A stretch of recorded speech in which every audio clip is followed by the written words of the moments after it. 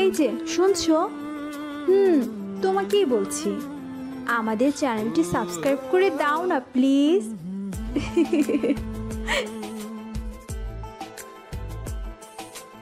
তোমাকে দেখলেই আমার মেজাজ খারাপ হয়ে যায়। এই ফাইলগুলো কি তুমি নিজে ঠিক করেছো, নাকি তোমার জুনিয়রদের উপর চাপিয়ে দিয়েছো? আমি বলেছিলাম খুব জরুরি ফাইলগুলো আমাকে যেন জিজু ছাড়া অন্য কেউ না দেয়, আর তুমি যখন এনেছো নিশ্চয়ই এখানে কোনো না কোনো ভুল থাকবে। সিজু কোনো উত্তর না দিয়ে স্থির হয়ে দাঁড়িয়ে রইল। তার মুখে কোনো ভাবান্তর নেই। কি হলো, মুখে কি কুলু পেটেছো নাকি? কথা বলছো না কেন? আমার প্রশ্নের জবাব দাও। ঈশিতার কণ্ঠস্বর আরও চড়ল। তোমাকে কাজটা কি ঠিকমতো করতে শেখানো হয়নি, নাকি তুমি ইচ্ছে করে সবগুলো গোলমাল করে দাও? তোমার মতো একজন অকর্মার জন্য আমার কোম্পানি প্রতিদিন লস গুনছে, জানো তুমি? এই যে আমাদের এই নতুন প্রোডাক্টটা, এটা তোমার জন্য পিছিয়ে আছে। বিশ্বাস করো, জাস্ট গেট আউট। তোমার মুখ দেখতে আমার আর ভালো লাগছে না। ঈশিতার কথায় বোর্ডের সবাই চুপ করে গেল। সিজু শান্তভাবে ফাইলগুলো টেবিলে রাখল। তার চোখে সেই মুহূর্তেও এক অদ্ভুত চাপা হাসির ঝলক দেখা গেল, যা ঈশিতার ক্ষুব্ধ চোখ এড়িয়ে গেল। সিজু ধীরে ধীরে ঘর থেকে বেরিয়ে গেল। তার চলে যাওয়ার পর ঈশিতা একটা লম্বা শ্বাস নিল। উফ, এই ছেলেটা আমার রক্ত গরম করে দেয়। ওর মতো একজন মানুষ আমার কোম্পানিতে কিভাবে টিকে আছে সেইটা আমি ভেবে পাই না। আমি ওকে কয়েকবার সুযোগ দিয়েছি, কিন্তু ও কি কোনো কাজের না। কি বুঝতে পারছেন না তো কেন সিজুকে এভাবে ধমকানো হচ্ছে? বেচারা সিজু এসেছিল কিছু ফাইল নিয়ে। আজ ঈশিতা কর্পোরেশনের বোর্ড মিটিং। কাঁচের বিশাল দেয়াল ভেদ করে সকালের নরম আলো ঝলমল করছিল শহরের বুকে। ঈশিতার বিলাসবহুল অফিস কক্ষের দীর্ঘ টেবিল ঘিরে বসেছিল কোম্পানির উচ্চপদস্থ কর্মকর্তারা। তাদের সবার চোখে মুখে চাপা উত্তেজনা, কারণ সিইও ঈশিতা চৌধুরী বরাবরই তার মেজাজ আর পারফেকশনের জন্য পরিচিত। সে যখন তীক্ষ্ণ চোখে ফাইলগুলো দেখছিল, তার ভুরুতে একটা ভাঁজ স্পষ্ট। হঠাৎ দরজায় টোকা পড়ল। ঈশিতা এবার স্বর উঁচিয়ে বলল, ভেতরে আসুন। ধীর পায়ে সিজু প্রবেশ করল। তার পরনে সাধারণ নীল শার্ট আর কালো প্যান্ট। এলোমেলো চুলগুলো কপালের উপর এসে পড়েছে, আর চোখে একটা অদ্ভুত শান্ত ভাব। হাতে কিছু ফাইল। সে কোনো কথা না বলে টেবিলে ফাইলগুলো রাখার জন্য এগিয়ে গেল। ঈশিতা চোখ তুলে তাকালো। তার চোখ দুটো যেন স্ক্যানার। এক পলকে সুজুকে দেখে তার মেজাজ সপ্তমে উঠল। টেবিলের উপর রাখা ফাইলগুলো তার বিরক্তির কারণ হলো। অফিসের সবচেয়ে আনারি এমপ্লয়িটা আবার কোন ফাইল নিয়ে এলো? তারপরে তো বেচারা সিজু ওই কথাগুলো শুনল। পরের কয়েকদিন সিজু যেন ঈশিতার আশেপাশে ঘুরঘুর করতে লাগলো। কখনো কফির কাপ নিয়ে ঈশিতার সামনে হাজির হয়, কখনো ফাইল দিতে এসে অদ্ভুত কথা বলে চলে যায়। ঈশিতা তাকে দেখলে তার রক্ত গরম হয়ে যেত। একদিন সিজু ঈশিতার কেবিনের সামনে দিয়ে যাচ্ছিল। ঈশিতা ফোন হাতে কারোর সঙ্গে কথা বলছিল। তুমি কি পাগল নাকি? এই ডিলটা কি করে হাতছাড়া হলো? আমাকে জবাব দাও। আমি এটা মানতে পারছি না। এটা আমাদের জন্য খুবই গুরুত্বপূর্ণ ছিল। ঈশিতা প্রায় চিৎকার করে ফোনটা নামিয়ে রাখলো। ঠিক তখনই সিজু কেবিনের সামনে এসে দাঁড়ালো। সিজু হাতে ফাইল নিয়ে বলল, ম্যাডাম, কিছু পেপারস। ঈশিতা সিজুকে দেখে আরও রেগে গেল। তোমার আর কোনো কাজ নেই? যখন তখন আমার কেবিনের সামনে এসে দাঁড়াও কেন? তুমি কি আমার ব্যক্তিগত জীবন নিয়েও এখন উকিঝুঁকি মারবে নাকি? এটা অফিস, বাড়ি নয়। সামান্য আদব কায়দা পর্যন্ত তোমার নেই, তাই না? সিজু এবার হাসলো। তার হাসিটা ঈশিতার কাছে কেমন যেন তাচ্ছিল্যের মনে হলো। ম্যাডাম, আমি তো শুধু আমার কাজটাই করছি, পেপারসগুলো পৌঁছে দিচ্ছিলাম। আর আদব কায়দা সে তো বড়লোকদের বাড়িতে শেখানো হয়, আমাদের মতো গরিবদের নয়। তার কণ্ঠে বিন্দুমাত্র অনুতাপ নেই। ঈশিতা থমকে গেল। সিজুর এই সরাসরি কথা বলার ভঙ্গি তাকে অবাক করল। ঈশিতা দাঁতে দাঁত চেপে বলল, তোমার এত সাহস? তুমি আমাকে এসব কথা শোনাচ্ছ? তোমার কি চাকরি হারানোর ভয় নেই? আমি চাইলে এক্ষুনি তোমাকে বের করে দিতে পারি, জানো? সেটা তো ম্যাডাম আপনার ইচ্ছা। আপনার মতো একজন সিইও এর কাছে একটা সাধারণ কর্মচারী থাকা না থাকা সমানই। সিজু আবার হালকা হেসে বলল, তবে একটা কথা বলি ম্যাডাম, এত রাগ করলে হার্ট অ্যাটাক হতে পারে। একটু শান্ত থাকার চেষ্টা করুন। ডিল হাতছাড়া হলে পরের বার ভালো করে নিন, এই তো। তুমি আমাকে জ্ঞান দিচ্ছ? বেরিয়ে যাও, এক্ষুনি বেরিয়ে যাও আমার রুম থেকে। সিজু আর এক মুহূর্তও দাঁড়ালো না। সে হাসি মুখে চলে গেল। ঈশিতার আগেই কাঁপতে লাগলো। এই ছেলেটা আমাকে এমনভাবে অপমান করছে কেন? একটা অ্যাকশন তো নিতেই হবে। সে আগে কখনো এরকম অপমান সহ্য করেনি। কিন্তু অদ্ভুত ব্যাপার, সিজুর এই আচরণ, তার মুখের উপর কথা বলার ধৃষ্টতা ঈশিতার মনে এক ধরনের অদ্ভুত কৌতূহল তৈরি করলো। সিজুর শান্ত চোখ আর সে অদ্ভুত হাসিটা ঈশিতার মনে ঘুরপাক খেতে লাগলো। ছেলেটার উপর কোনো অ্যাকশন নিতেও খারাপ লাগে। কেমন শান্ত ছেলেটা। কয়েকদিন পর ঈশিতা তার ব্যক্তিগত ড্রাইভারকে ছুটি দিয়ে নিজে গাড়ি ড্রাইভ করে বাড়ি ফিরছিল। শহরের ব্যস্ত রাস্তা। হঠাৎ তার গাড়ির চাকা পাংচার হয়ে গেল। ঈশিতা বিরক্তি নিয়ে গাড়ি থেকে নামলো। তার হাতে ফোন, কিন্তু নেটওয়ার্ক নেই। সে চারপাশে তাকিয়ে সাহায্যের জন্য কাউকে খুঁজছিল। এমন সময় একটা বাইক এসে তার পাশে থামলো। হেলমেট পরা একজন বাইক থেকে নামলো। ঈশিতা বিরক্ত চোখে তাকালো। বাইকার প্রশ্ন করলো, ম্যাডাম কোনো সমস্যা হয়েছে নাকি? ঈশিতা বাইকারকে দেখে চমকে উঠল। এটা সিজু। তার পরনে এসে একই সাধারণ পোশাক। ঈশিতা কড়া চোখে তাকিয়ে বলল, তুমি এখানে কি করছো? আমাকে ফলো করছো নাকি? সিজু হেলমেট খুলল। তার ঠোঁটের কোণে সেই চেনা হাসি। না ম্যাডাম, আমি তো আমার বন্ধুর বাড়িতে যাচ্ছিলাম, কিন্তু আপনার গাড়ির এই অবস্থা দেখে মনে হলো আপনি নিশ্চয়ই বিপদে পড়েছেন। একজন সহকর্মী হিসাবে সাহায্য করাটা তো আমার দায়িত্ব নাকি? তোমার সাহায্য আমার দরকার নেই, তুমি চলে যাও। ঈশিতা এক প্রকার ধমকে উঠল। ম্যাডাম, সমস্যা তো আপনার, আর আপনি মানছেন না। দেখুন, এই গাড়ির চাকা পাঞ্চার হয়েছে। এই নির্জন রাস্তায় রাতে আপনার পক্ষে একা যাওয়া কঠিন। সিজু শান্তভাবে বলল, আপনি চাইলে আমি সাহায্য করতে পারি, অন্তত মেকানিকের খোঁজ করে দিতে পারি। আর তাছাড়া এলাকাটা গুন্ডা মাফিয়া দিয়ে ভরা, বিপদ হয়তো আরও বাড়বে। কি গুন্ডা? হাহ, আমার সাথে গুন্ডারা লাগতে আসবে? আমি ঈশিতা চৌধুরী, আমার সাথে কে গুন্ডামি করতে আসবে? ঠিক আছে ম্যাডাম, তাহলে চললাম, বাই। সিজু চলে যেতে লাগলো। ঈশিতা ভাবছে আশেপাশে কেউ নেই। আর গুন্ডা মাফিয়াদের কথা শুনে মুখে পটর পটর করলেও মনে একটা ভয় কাজ করছে। সে এত অহংকারী হলেও বুঝতে পারছিল এই মুহূর্তে তার সাহায্য দরকার। জিজুর কথা যুক্তি আছে, আর এখন আমার সাহায্যের প্রয়োজন। আই শোনো।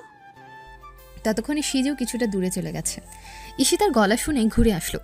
কি হলো ম্যাডাম, আবার ডাকলেন কেন? তুমি কি ভারী পাজি ছেলে। আমি একটা মেয়ে মানুষ, উপর থেকে তোমার বস, বিপদে পড়েছি, আর তুমি আমাকে এভাবে রেখে চলে যাচ্ছ? ম্যাডাম, আপনি নিজেই বললেন চলে যেতে, তাই। ঠিক আছে, যা করার করো, কিন্তু মনে রাখবে আমি তোমার কাছে কোনো কৃতজ্ঞতা দেখাবো না। ঈশিতা বিরক্তির সাথে বলল। সিজু হাসলো। কৃতজ্ঞতার কি আছে ম্যাডাম? আমি তো শুধু একজন অসহায় মানুষকে সাহায্য করছি, এই তো। সিজু এরপর তার ফোন বের করে কাউকে ফোন করলো। কয়েক মিনিটের মধ্যে একটা মেকানিক ভ্যান চলে এলো। মেকানিক যখন চাকা ঠিক করছিল, ঈশিতা গাড়ির সামনে দাঁড়িয়েছিল, আর সিজু তার থেকে কিছুটা দূরে দাঁড়িয়ে ফোন দেখছিল। ঈশিতা সিজুকে প্রশ্ন করলো, তোমার কি আর কোনো কাজ নেই নাকি? এভাবে দাঁড়িয়ে আছো কেন? হুম।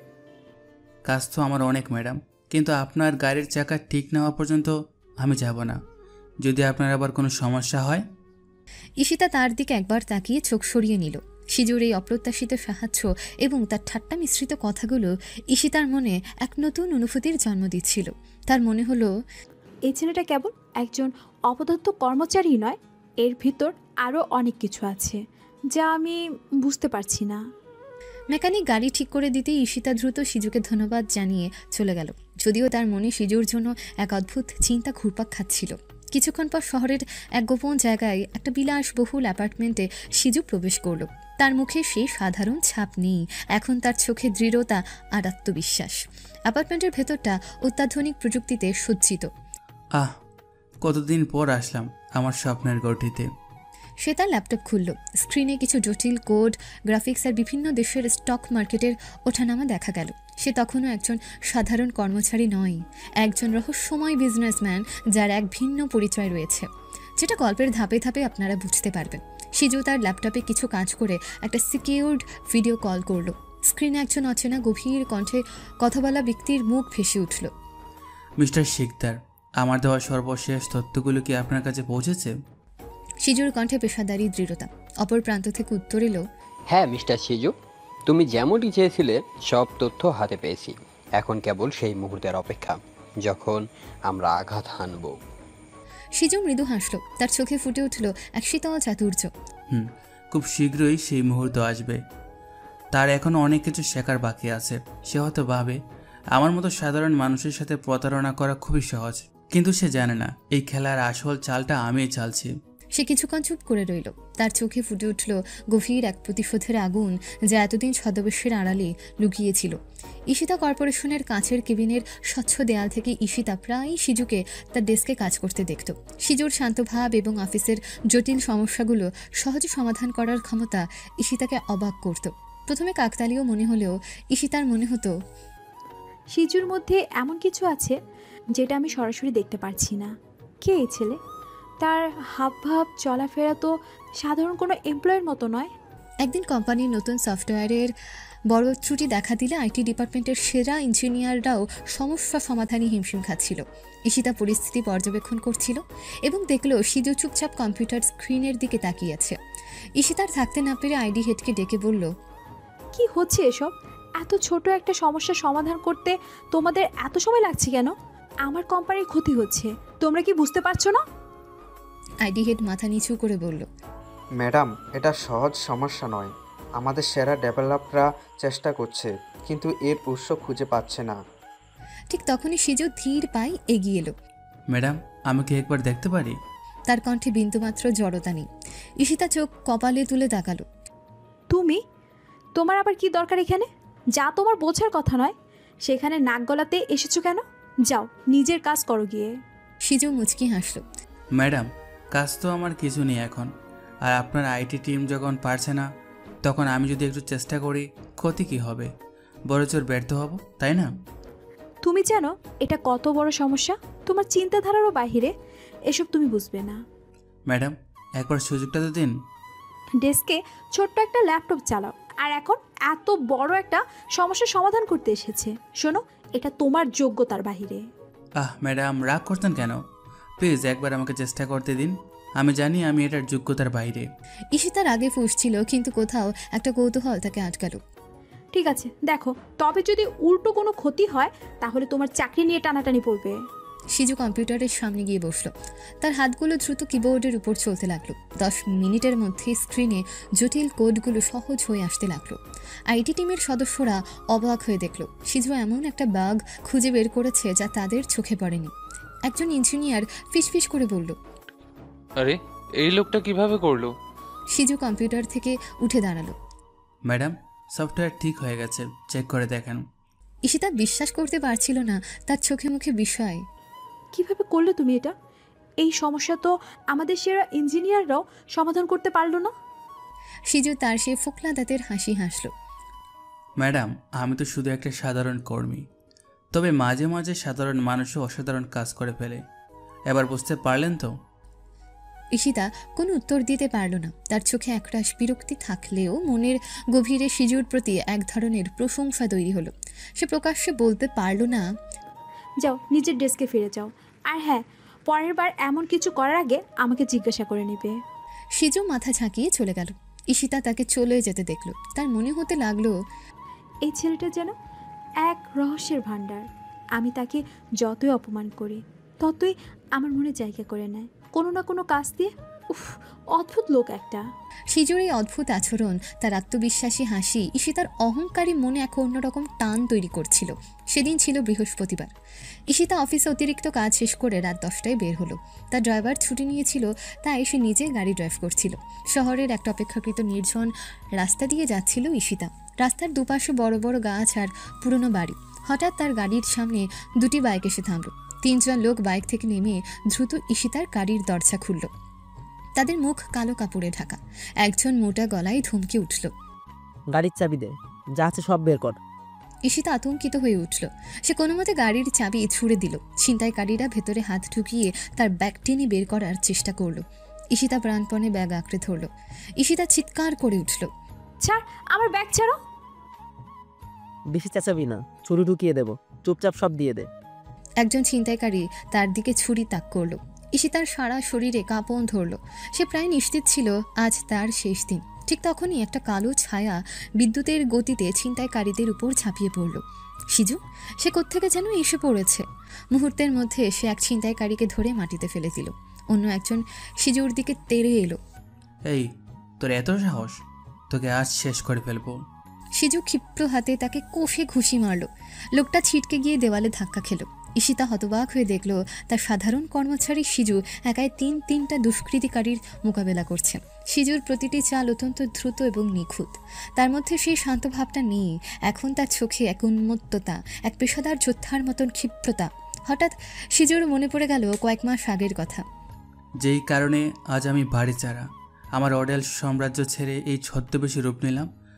আবার আমি সেটাই কেন করছি? ওহ সিজু, এখন ওসব ভাবলে চলবে না। এখন ম্যাডামকে বাঁচাতে হবে। কেমন সিজু? একজন ছিনতাইকারী ছুরি নিয়ে সিজুর দিকে ছুটে আসছিল। সিজু এক লাফে তার হাত থেকে ছুরি ছিনিয়ে নিল এবং 1 সেকেন্ডের মধ্যে তাকে মাটিতে ফেলে দিল। তারপর সিজু আরেকজনকে ধরে দেয়ালের সাথে সজোরে ধাক্কা দিল। লোকটা যন্ত্রণায় কুকড়ে উঠল। ছিনতাইকারীরা সিজুর এমন রূপে ভয় পেয়ে গেল। তারা বুঝতে পারল এই লোকটা সাধারণ কেউ নয়। একজন চিৎকার করে উঠল, এই পালা এই লোকটা পাগলা, এখানে থাকলে আমাদেরকে একেবারেই মেরে ফেলবে। মুহূর্তের মধ্যে বাইক স্টার্ট দিয়ে তারা ঘটনাস্থল থেকে পালিয়ে গেল। সিজু হাঁপাতে হাঁপাতে ঈশিতার গাড়ির দিকে এলো। ঈশিতা তখনও ভয়ে কাঁপছিল। ম্যাডাম আপনি ঠিক আছেন? কিছু হয়নি তো? সিজু তার ফোকলা দাঁতের সে চেনা হাসি হাসল। ঈশিতা স্তব্ধ হয়ে তাকিয়ে রইল। সিজুর মুখটা ঘামে ভেজা, কপালে কিছুটা আঘাতের চিহ্ন। ঈশিতা ফিসফিস করে বলল, তুমি তুমি এখানে কি করছো? তার মনে হতে লাগলো এটা স্বপ্ন নাকি বাস্তব। ম্যাডাম আপনার মতো প্রভাবশালী এত সুন্দরী মেয়ের রাস্তায় একা বাইর হলে এমন বিপদ হবে আমি জানতাম, তাই পিছু নিয়েছিলাম। সিজু ঠাট্টা করে বলল, তার মুখে সে পরিচিত ব্যঙ্গাত্মক হাসি। ভাবছিলাম কখন একটু নাটকীয় প্রবেশ করব, যাক পারলাম। ঈশিতা তাকে বিশ্বাস করতে পারছিল না। সে রাগে, ভয়ে আর বিস্ময়ে কাঁপছিল। পিছু নিয়েছিলে মানে কি? তুমি কি আমাকে ফলো করো নাকি? ছি, কি নোংরা মানসিকতা তোমার। সিজু হেসে বলল, আরে ম্যাডাম ফলো কেন করব? আমি তো আসলে অন্য একটা কাজে যাচ্ছিলাম। হঠাৎ আপনার গাড়িটা দেখে মনে হলো আপনি নিশ্চয়ই কোনো ঝামেলায় আছেন। আর কি করব, নিজের গরিব চোখে এমন সুন্দরী মানুষকে বিপদে দেখলে আর চুপ থাকতে পারে না, তাই একটু অ্যাকশন দেখাতে হলো আর কি। ঈশিতা রাগে গজগজ করতে করতে গাড়ি থেকে নামলো। তার সারা শরীরে তখনও ভয়ের রেশ। সিজু দেখল ঈশিতার হাত থেকে রক্ত পড়ছে। বোধহয় ছিনতাইকারীদের সাথে ধস্তাধস্তির সময় লেগেছে। আপনার হাত থেকে রক্ত পড়ছে ম্যাডাম, চলুন হাসপাতালে যাই। ঈশিতা এক ঝলক সিজুর দিকে তাকালো। তার মনে এক অদ্ভুত অনুভূতি কাজ করছিল। এই লোকটাকে আমি ঘৃণা করি, সারাক্ষণ অপমান করি, কিন্তু বিপদের মুহূর্তে আমাকে বাঁচিয়েও দিয়েছে, আবার এখন আমার খেয়ালও রাখছে। ঈশিতার অহংকার সত্ত্বেও তার মনে সিজুর প্রতি এক ধরনের দুর্বলতা তৈরি হচ্ছিল। সে নীরবে সিজুর দিকে হাত বাড়ালো। সিজু তাকে ধরে হাসপাতালে নিয়ে যাওয়ার জন্য এগিয়ে চলল। হাসপাতালের ইমার্জেন্সি রুমে ঈশিতাকে প্রাথমিক চিকিৎসা দেওয়া হলো। তার হাতে সামান্য আঘাত ছিল। সিজু বাইরে বসেছিল। ঈশিতার মাথায় তখনও সিজুর অ্যাকশন দৃশ্যটা ঘুরছিল। সে তখন ভাবছিল, এই সাধারণ এমপ্লয়ি এত শক্তিশালী কিভাবে হলো? তার পরিচয় কি কেবল একজন সামান্য অফিসের কর্মী, নাকি এর মাঝে অন্য কিছু? কিছুক্ষণ পর ডাক্তার ঈশিতাকে ছেড়ে দিলেন। ঈশিতা কেবিনের বাইরে এসে দেখল সিজু এখনও বসে আছে। সিজু তাকে দেখে উঠে দাঁড়ালো। আপনি ঠিক আছেন ম্যাডাম? বেশি লেগেছে নাকি? তার কণ্ঠে এক ধরনের উদ্বেগ। ঈশিতা তার আহত হাতটা ধরে বলল, হ্যাঁ ঠিক আছে, তোমাকে আর কষ্ট করতে হবে না, তুমি এখন যেতে পারো। কষ্ট আবার কিসের ম্যাডাম? আপনি সুস্থ হয়েছেন, এটাই তো আমার জন্য যথেষ্ট। আসলে কি জানেন, এত সুন্দরী মহিলাকে আমি বিপদে ফেলে যেতে পারতাম না। তোমার এত কথা বলার দরকার নেই। যাই হোক, তুমি বাঁচিয়েছো ভালো, কিন্তু তোমার মতো লোক আমার পাশে বসার যোগ্য না। তোমাকে দেখলে আমার কেমন যেন লাগে। সিজু তার ফোকলা দাঁতের হাসি হাসলো, যা ঈশিতার রাগ আরও বাড়িয়ে দিল। আমিও তো ভাবছি এত সুন্দর মানুষকে আমি কেন বাঁচালাম, কি আর করার, কপালের দোষ। ভাগ্যচক্রে আপনার মতো একজন অহংকারী মানুষের জীবন বাঁচিয়ে ফেললাম। তোমার মুখে এত বড় বড় কথা, সাহস তো কম না। এত বকবক করো কেন? বেশি উল্টাপাল্টা কথা বললে চাকরি থেকে আউট করে দেব। করে দিন না ম্যাডাম, আমি তো সবসময় আপনার অপমানের জন্য প্রস্তুত থাকি। তাছাড়া আমি এখানে রুগীকে নিয়ে এসেছি, সুস্থ হলে এখান থেকেও চলে যাব। ঈশিতা সিজুর প্রতিটি কথায় রেগে গেলেও কোথাও যেন কিছু একটা উপভোগ করছিল। সিজুর মুখের এই তীক্ষ্ণ কথাগুলোই যেন তাকে হাসাচ্ছিল। এই ঘটনার পর ঈশিতার মনে সিজুর প্রতি এক প্রচ্ছন্ন আকর্ষণ অনুভব করতে শুরু করে। সে তা স্বীকার করতে চায় না, কিন্তু তার মনের ভেতরে সিজুর জন্য একটা নরম জায়গা তৈরি হচ্ছিল। সিজুর সাহসিকতা, তার অদ্ভুত ব্যক্তিত্ব সবকিছু মিলে ঈশিতার মনে একটা অন্যরকম ছাপ ফেলেছিল। সে ভাবতে লাগলো, এই ছেলেটা সত্যি এক রহস্যময় চরিত্র। সিজু ঈশিতাকে বাড়ি পৌঁছে দিল। গাড়ি থেকে নেমে ঈশিতা এক মুহূর্তের জন্য সিজুর দিকে তাকালো। সিজু তার দিকে তাকিয়ে হাসছিল। ঈশিতা কিছু না বলে দ্রুত ঘরে ঢুকে গেল, কিন্তু সিজুর সে হাসিটা তার চোখে ভাসছিল। তার মনে হতে লাগলো তার জীবনটা সিজুর আগমন এক নতুন মোড় নিচ্ছে, কিন্তু কেউই জানে না তাদের সাথে কি হতে চলেছে, শুধু সময়ের অপেক্ষা। এভাবে চলতে থাকলো অনেক দিন। সিজুর এই কোম্পানিতে 2 বছর হয়ে গেল। ঈশিতা কর্পোরেশনের বোর্ডরুমের ভেতর থমথমে নীরবতা। আজ সকাল থেকে অফিসের পরিবেশ ভারী হয়ে আছে। কোম্পানির একটা বড় প্রজেক্ট যা থেকে বিপুল লাভের আশা করা হয়েছিল তা হঠাৎ বিশাল লোকসানের মুখে পড়েছে। শুধু লোকসান নয়, মনে হচ্ছে কেউ যেন ইচ্ছাকৃতভাবে কোম্পানির গোপন তথ্য ফাঁস করে এই ক্ষতি ঘটিয়েছে। ঈশিতার মুখ কঠিন, তার চোখে চিন্তার রেখা। অফিসের নিরাপত্তা রক্ষীরা একজন কর্মচারীকে ধরে নিয়ে গেল। সে কর্মচারী কাঁপতে কাঁপতে বোর্ডের সামনে দাঁড়ালো। ঈশিতার কণ্ঠস্বর শীতল। বলো, তুমি কি দেখেছো? লোকটা ভয়ে ভয়ে বলল, ম্যাডাম, আমি সেদিন রাতে শিজুকে সার্ভার রুমে দেখেছিলাম। সে কিছু ফাইল পেনড্রাইভে নিচ্ছিল। আমি ভয়ে কিছু বলতে পারিনি। ঈশিতার চোখ বড় বড় হয়ে গেল। সিজু, না, এটা হতে পারে না।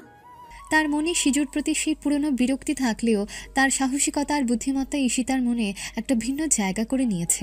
সে বিশ্বাস করতে পারছিল না সিজু এমন কিছু করতে পারে। ঈশিতা সঙ্গে সঙ্গে প্রতিবাদ করল, তোমার অভিযোগ মিথ্যা। সিজু এমনটা করতে পারে না। ঠিক তখনই কোম্পানির আইটি প্রধান কিছু ফাইল হাতে নিয়ে এগিয়ে এলেন। ম্যাডাম, আমাদের ফরেনসিক রিপোর্টে দেখা গেছে সিজুর কম্পিউটার থেকে বেশ কিছু গোপন তথ্য বাইরের সার্ভারে পাঠানো হয়েছে এবং এসব তথ্যই আমাদের প্রজেক্টের ক্ষতির কারণ। ঈশিতা বিশ্বাস করতে পারছিল না, তার সামনে থাকা প্রমাণগুলো যেন জ্বলজ্বল করছে। নিজের চোখে দেখছে তার আইটি প্রধান তাকে এসব প্রমাণ দেখাচ্ছে।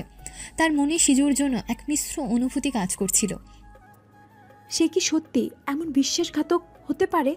কিন্তু এটা কিভাবে সম্ভব? সিজু, সে তো... ঈশিতা কথা খুঁজে পাচ্ছিল না। বোর্ডের সদস্যরা ফিসফিস করতে শুরু করলো। তাদের চোখে সিজুর প্রতি তীব্র অবিশ্বাস। একজন বোর্ড সদস্য বললেন, ম্যাডাম, একজন সামান্য কর্মচারীর এত সাহস? তাকে কঠিন শাস্তি দিতে হবে। ঈশিতার মন দ্বিধায় দুলছিল। একদিকে প্রমাণ, অন্যদিকে সিজুর প্রতি তার নিজের মধ্যে তৈরি হওয়া অজানা আকর্ষণ। কিন্তু একজন সিইও হিসেবে তাকে কঠিন সিদ্ধান্ত নিতে হবে। তার মনে পড়ল সিজুর সেই রহস্যময় হাসি, তার অদ্ভুত কথাবার্তা। সে কি সত্যিই সিজুকে ভুল বুঝেছিল? ঈশিতা চোখ বন্ধ করল, দীর্ঘশ্বাস ফেলল, তারপর চোখ খুলে দৃঢ় কণ্ঠে বলল, সিজুকে এখানে নিয়ে এসো। কিছুক্ষণের মধ্যে সিজুকে বোর্ডরুমে নিয়ে আসা হলো। তার মুখে সেই পরিচিত শান্ত ভাব। সে যেন জানতো কি ঘটতে চলেছে। ঈশিতা উঠে দাঁড়ালো। তার কণ্ঠস্বর ছিল যন্ত্রণা ক্লিষ্ট কিন্তু দৃঢ়। সিজু, তুমি কি কোম্পানির সাথে বিশ্বাসঘাতকতা করেছো? সিজু ঈশিতার দিকে তাকালো। তার চোখে কোনো অনুতাপ নেই, কোনো প্রতিবাদ নেই, শুধু এক ধরনের বিষাদ আর চাপা হাসি। ম্যাডাম, আপনি কি সত্যি এটা বিশ্বাস করেন? আমার কাছে সব প্রমাণ আছে সিজু। তোমার কম্পিউটার থেকে সব তথ্য ফাঁস হয়েছে। তোমার নামে মিথ্যে অভিযোগ করা হয়েছে। তা আমি বিশ্বাস করতে রাজি ছিলাম না, কিন্তু প্রমাণগুলো এমনভাবে সাজানো হয়েছে যে আমি বিশ্বাস করতে বাধ্য হচ্ছি। তুমি আমাদের ভরসার যোগ্য না। তার কণ্ঠস্বর আবেগে ভেঙে পড়ছিল। তার মনে হচ্ছিল সে যেন নিজের ভেতরে একটা যুদ্ধ লড়ছে। আমি কোনো দিন ভাবিনি তুমি এমন কাজ করতে পারো। তোমার মতো একজন কর্মচারীর জন্য আজ আমার কোম্পানি কোটি কোটি টাকার ক্ষতির মুখে পড়েছে। সিজু শান্তভাবে ঈশিতার দিকে তাকিয়ে রইল। তার চোখে সে অদ্ভুত বিষাদ আরও স্পষ্ট হলো। সে কোনো প্রতিবাদ করল না, কোনো চুক্তি দেখালো না। তার নীরবতা যেন ঈশিতার রাগ আরও বাড়িয়ে দিল। ঈশিতা ফুঁসিয়ে উঠল, তোমার কোনো উত্তর নেই? তোমার মতো বিশ্বাসঘাতকতাকে আমার কোম্পানিতে এক মুহূর্ত দেখতে চাই না। তুমি আমাদের ভরসার যোগ্য না। তোমাকে এই মুহূর্ত থেকে বরখাস্ত করা হলো। এক্ষুনি আমার অফিস থেকে বেরিয়ে যাও। আর কোনো দিন যেন তোমার মুখ দেখতে না হয়। ঈশিতার প্রতিটি কথা সিজুর বুকে বিঁধছিল, কিন্তু তার মুখে কোনো প্রতিক্রিয়া নেই। সে শুধু ঈশিতার দিকে তাকিয়ে একটা দীর্ঘশ্বাস ফেলল, যেন তাকে ক্ষমা করে দিচ্ছে। সে ঈশিতার দিকে একবার তাকিয়ে ধীরে ধীরে মাথা নেড়ে বোর্ডরুম থেকে বেরিয়ে গেল। তার চলে যাওয়ার পর ঈশিতা চেয়ারের উপর ধপ করে বসে পড়ল।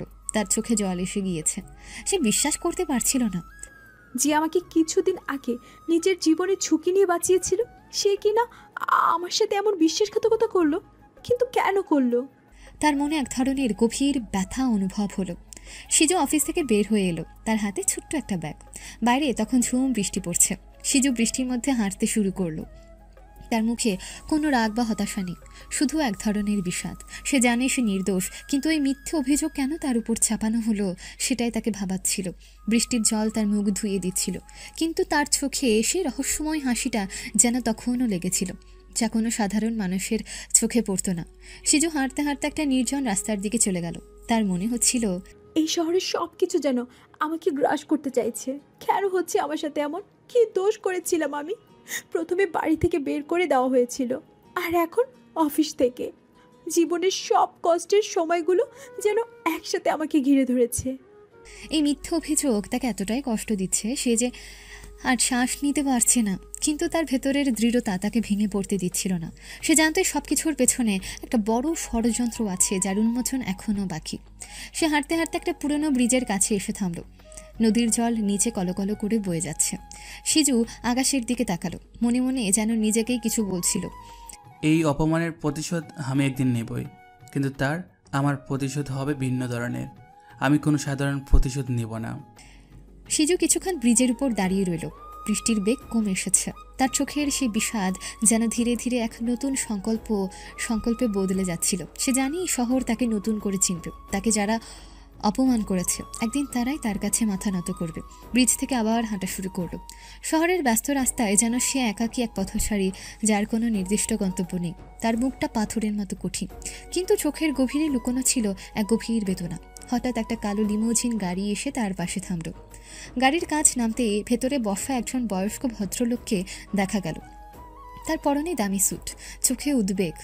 মুহূর্তের মধ্যে সে ভদ্রলোক দ্রুত গাড়ি থেকে নেমে এলেন। ভদ্রলোক চিৎকার করে উঠলেন, সিজু দাঁড়িয়ে পড়ল, চমকে উঠল না, যেন জানতো এই মুহূর্তটা আসবে। তার বাবা রায়হান চৌধুরী, দেশের অন্যতম ক্ষমতাশালী ব্যবসায়ীদের একজন। রায়হান চৌধুরী দৌড়ে এসে সিজুকে জড়িয়ে ধরলেন, তার চোখে জল। আমার সোনা, তুই কোথায় ছিলি এতদিন? আমি তোকে কত খুঁজেছি জানিস? কেন এমন করলি আমার সাথে? আমি তো কিছুই করিনি বাবা, তুমি তো সব করেছিলে। তারপর আবার খুঁজছিলে কেন? আচ্ছা, খুঁজছিলাম কারণ হলো তুই যাওয়ার পর বুঝতে পেরেছিলাম তোর শূন্যতা তোর মাকে আর আমাকে পুরোপুরি খাচ্ছিল। তারপর আমি অনেক জায়গায় খোঁজ নিয়েছি, কোথাও পাইনি। কোথায় ছিলি তুই? সিজু বাবার আলিঙ্গনে সাড়া দিল না। তার মুখে ফুটে উঠল এক তিক্ত হাসি। খুব খুঁজছে বাবা। তুমি তো আমাকে সেদিন নিজেই বাড়ি থেকে বের করে দিয়েছিলে, মনে আছে? ঠিক 2 বছর আগের কথা। রায়হান চৌধুরী সিজুকে ছেড়ে দিলেন। তার মুখে অপরাধ বোধের ছাপ স্পষ্ট। জানি বাবা, জানি আমার ভুল হয়েছিল, কিন্তু তুই তো আমার কথা শুনছিলি না। তোর মাও কতটা কষ্ট পেয়েছিল জানিস? তুই এমনভাবে নিজেকে ডুবিয়ে দিয়েছিলি। সিজু দীর্ঘশ্বাস ফেলল। আর কত কথা বলবে বাবা? এই পুরনো কথা আর কত টানবে? তুমি তো সেদিন আমাকে শেষ করে দিয়েছিলে। আমার সেই বাড়ি আর আমার কাছে আমার নেই। আমাকে সেখানে আর কি জন্য নিয়ে যেতে চাইছো? রায়হান রয় সিজুর হাত ধরলেন। তুই এমন করিস না সোনা, চল বাড়ি চল। তোর মা তোর জন্য কেঁদেছে জানিস। আর কতদিন এইভাবে বাইরে বাইরে থাকবি? তুই তো জানিস আমার সবকিছু তোর জন্য। সিজু হাত ছাড়িয়ে নিল, তার চোখে স্পষ্ট অভিমান। আমার জন্য?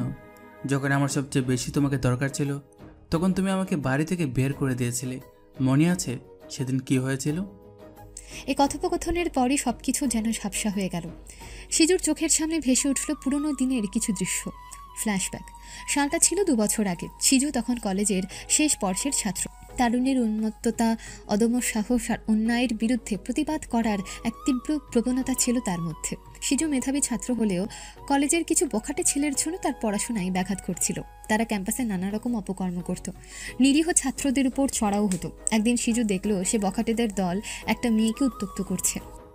এই যে সুন্দরী, এত তাড়াহুড়ো কিসের? একটু কথা বললেই কি মুখে দুঃখ বুঝবে? আমরা তো খুব ভদ্রলোক, শুধু তোমার নামটা জানলেই হবে। তারপর চাইলে ইনস্টাগ্রাম ফলো দিতেও পারো। কিরে রানী, রাজপথ দিয়ে যাচ্ছ, রাজা ছাড়াই কোথা চললে? সিজুর রক্ত মাথায় চড়ে গেল। সে চাঁদের দিকে তেড়ে এলো। সিজু চিৎকার করে উঠল। মেয়েটা ভয় কাঁপছে, কিন্তু সাহস করে কিছু বলার চেষ্টা করছে। ঠিক তখনই হঠাৎ এক গম্ভীর দৃঢ় কণ্ঠস্বর শোনা যায়। এই কি হচ্ছে এখানে? মেয়েটাকে ছাড়। বখাটেদের দল হাসল। তাদের নেতা বিশাল চেহারার এক ছেলে সিজুর দিকে এগিয়ে এলো। সিজু শান্ত স্বরে বলল, রাস্তাটা সবার, কিন্তু চোখগুলো যদি নোংরা হয় রাস্তা তোর জন্য জেল হতে সময় লাগবে না। আরে কে এলো রে? নতুন হিরো নাকি? যা নিজের রাস্তা দেখ। তোদের সাহস কি করে হয় একটা মেয়েকে এভাবে অপমান করার? তোরা জানিস না মেয়েরা হলো মায়ের জাত, তাদের সম্মান করতে হয়। এই কিরে, তুই হিরোগিরি দেখাতে আসছিস নাকি সিনেমা শুরু করতে? সিনেমা যদি শুরু হয় শেষটা আমি লিখি, আর বিশ্বাস কর তোর শেষটা মোটেও হ্যাপি এন্ডিং হবে না। এই শোন, আমাদের কলেজটা, এখানে সবকিছু আমাদের চলে, যা তোর পথে। সিজু এক ধাপ এগিয়ে এসে বলল, এলাকা তোর নামে দলিল আছে নাকি? আর একটা শব্দ বললে মুখের দাঁতগুলো দিয়ে খই ফুটাবো।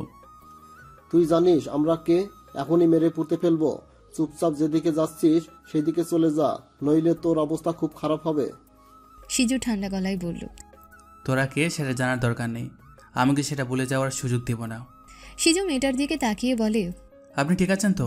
ভয় পাবেন না, আজ থেকে এই রাস্তায় কোনো শিয়ালের ডাক শুনবেন না, আমি থাকবো। মেইন গুন্ডা চিৎকার দিয়ে বলল, তুই খুব হিরো হিরো করছিস তাই না? এখনই তোকে এমন শিক্ষা দিব যে আয়নার দিকেও তাকাতে ভয় পাবি তুই। তুই আয়না ভাঙবি? আমি মুখ ভাঙি। ভালোই ভালো বলছি, চ্যালেঞ্জ নিবি নাকি পালাবি? বখাটেরা সিজুর দিকে ছুটে যায়।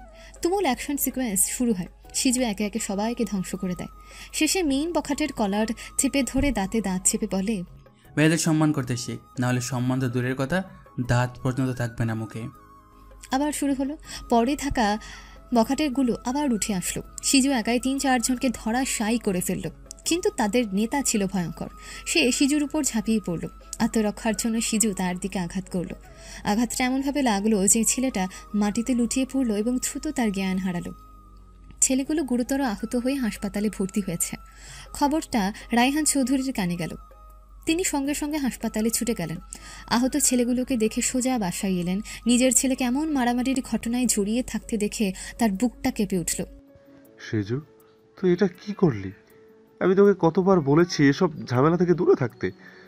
তোর মা আর আমরা আর কতদিন তোর জন্য দুশ্চিন্তা করব? পড়াশোনা ছেড়ে তুই এসব কি শুরু করলি? সিজু শান্তভাবে বলল, বাবা, আমি তো কোনো খারাপ কাজ করিনি। ওরা মেয়েটাকে বিরক্ত করছিল, আমি শুধু প্রতিবাদ করছিলাম। আমি তো কোনো অন্যায় করিনি। অন্যায় করিসনি? তুই কি জানিস না তোর হাতে একটা জীবন যেতে বসেছিল? আমার একমাত্র ছেলে, তুই এমনভাবে কেন ধ্বংস করছিস নিজেকে? তোর কি আমার মান সম্মানের কোনো চিন্তা নেই? তার মা সালমা চৌধুরী কান্নায় ভেঙে পড়লেন। বাবা, তুই কেন এসব করিস? তোর জন্য আমরা আর কতদিন এভাবে ভয় পেয়ে বাঁচবো? সিজু রাগে ফেটে পড়ল। তোমাদের কাছে এটাই সব? আমার সম্মান, আমার প্রতিবাদ? আমি অন্যায়ের প্রতিবাদ করব, এটা কি অন্যায়? তোমরা আমাকে বুঝো না কেন? রায়হান চৌধুরী সিজুর দিকে কড়া চোখে তাকালেন। তুই আর কথা বলবি না, তোর জন্য আমি আর কোনো অপমান সহ্য করতে পারবো না। তুই এমনভাবে থাকলে আমার এই বাড়িতে তোর কোনো জায়গা নেই। হয়তো এসব ঝামেলা ছেড়ে দিবি, নয়তো এই বাড়ি থেকে বেরিয়ে যাবি। সিজু স্তম্ভিত হয়ে গেল। তার নিজের বাবা তাকে বাড়ি থেকে বের করে দিচ্ছেন। সে বিশ্বাস করতে পারছিল না। ঠিক আছে বাবা, আমি চলে যাব। আমি তোমাদের এই বিশাল বাড়িতে আর কোনোদিন পা রাখবো না। আমি দেখব আমি নিজের পায়ে দাঁড়াতে পারি কিনা। সেই দিন সিজু রাগ আর অভিমান নিয়ে বাড়ি থেকে বেরিয়ে গিয়েছিল। তার বাবা অনেক চেষ্টা করেও তাকে আটকাতে পারেনি এসব ঝামেলা থেকে। অন্যদিকে এই কেসটি রায়হান চৌধুরী নিজেই সমাধান করলেন। তিনি তার প্রভাব এবং ক্ষমতা ব্যবহার করে প্রমাণ করলেন যে সিজু আত্মরক্ষার জন্য এমনটা করেছিল এবং সে ছেলেটা আসলে একজন অপরাধী ছিল। ছেলেটা হাসপাতালে ভর্তি করা হয়েছিল, কিন্তু তার জীবন বেঁচে গিয়েছিল। রায়হান চৌধুরী সমস্ত পরিস্থিতি সামলে সিজুকে বাঁচালেন, কিন্তু সিজু তখনও তার বাবার উপর অভিমান করে বাড়ি থেকে দূরে ছিল। বাড়ি থেকে বেরিয়ে আসার পর সিজু নিজের পরিচয় গোপন করে একটা সাধারণ কোম্পানিতে চাকরি করত। ঈশিতা কর্পোরেশন ছিল তেমন একটা জায়গা যেখানে সে নিজের আসল পরিচয় লুকিয়ে একজন সাধারণ কর্মচারী হিসেবে কাজ শুরু করে। এখানে ফ্ল্যাশব্যাক শেষ হলো। সিজুর চোখের সামনে তখনও তার বাবার চিন্তিত মুখটা ভাসছিল। বাবা, তুমি তখন আমাকে বের করে দিয়েছিলে, আর এখন আমাকে আবার ফিরিয়ে নিতে চাইছো কেন? সিজুর কণ্ঠে সেই তিক্ততা। রায়হান চৌধুরী সিজুর দিকে এগিয়ে এলেন। তার চোখ ছলছল করছে। বাবা, তোর মায়েরও অসুস্থতা বেড়েছে, সে প্রতি মুহূর্তে তোর নাম জপে, আর তোর জন্য আমরা সব কিছু করতে রাজি। তুই চলে আসার পর আমার আর তোর মায়ের জীবনটা শূন্য হয়ে গেছে। আমি প্রতি মুহূর্তে অনুতপ্ত সিজু। আমি জানি আমি ভুল করেছিলাম, কিন্তু বাবা, তোর মা আর আমরা তোকে ছাড়া বাঁচতে পারবো না। সিজু বাবার মুখের দিকে তাকালো। তার মায়ের অসুস্থতার কথা শুনে তার মনটা নরম হয়ে এলো। তার অভিমান ভেঙে যেতে শুরু করলো। কি বলছো এসব বাবা? সত্যি মা অসুস্থ? হ্যাঁ রে বাবা, তুই চলবি তো? তোর জন্য আমি সবকিছু করতে রাজি বাবা। সিজু কিছুক্ষণ চুপ করে রইল। তার মনে পড়ে গেল কিভাবে তার বাবা তাকে বাঁচাতে নিজের সমস্ত ক্ষমতা ব্যবহার করেছিলেন। হয়তো তার বাবা তখন তাকে শাসন করতে চেয়েছিলেন, কিন্তু তার উদ্দেশ্য খারাপ ছিল না। সিজু অবশেষে বলল, তার মুখে কিছুটা নরম ভাব। চলো বাবা, রায়হান চৌধুরীর মুখে হাসি ফুটল। তিনি সিজুকে গাড়িতে তুলে নিলেন। গাড়ি চলতে শুরু করলো। সিজু জানালার বাইরে তাকালো। বৃষ্টি ভারী থেকে হালকা হতে শুরু করলো। পুরনো ক্ষতগুলো হয়তো শুকিয়ে যায় না, কিন্তু কখনো কখনো নতুন করে শুরু করার সুযোগ আসে। সিজু জানে তার এই নতুন শুরুটা তার জীবনের এক নতুন মোড়। তার মনে এক নতুন সংকল্প জন্ম নিল।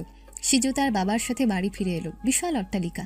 2 বছর পর এই বাড়িতে ফিরে আসার অনুভূতিটা মিশ্র। একদিকে মায়ের অসুস্থতার চিন্তা, অন্যদিকে নিজের পুরনো অভিমান। বাবা তাকে নিয়ে সরাসরি মায়ের ঘরে গেলেন।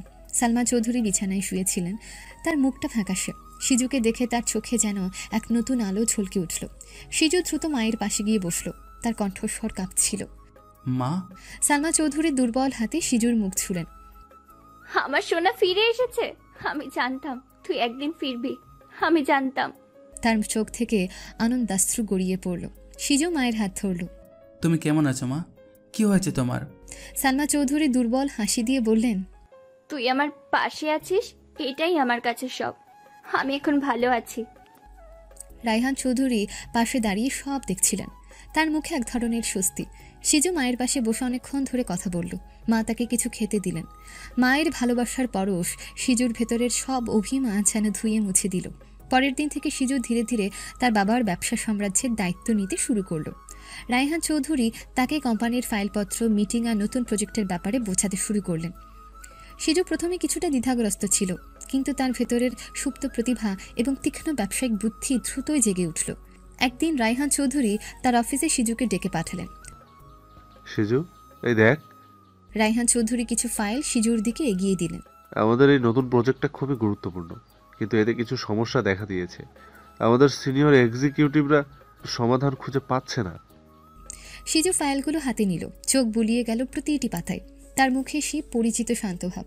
কিছুক্ষণ পর সে ফাইলগুলো টেবিলে রাখল। বাবা, এটা কোনো সমস্যাই নয়।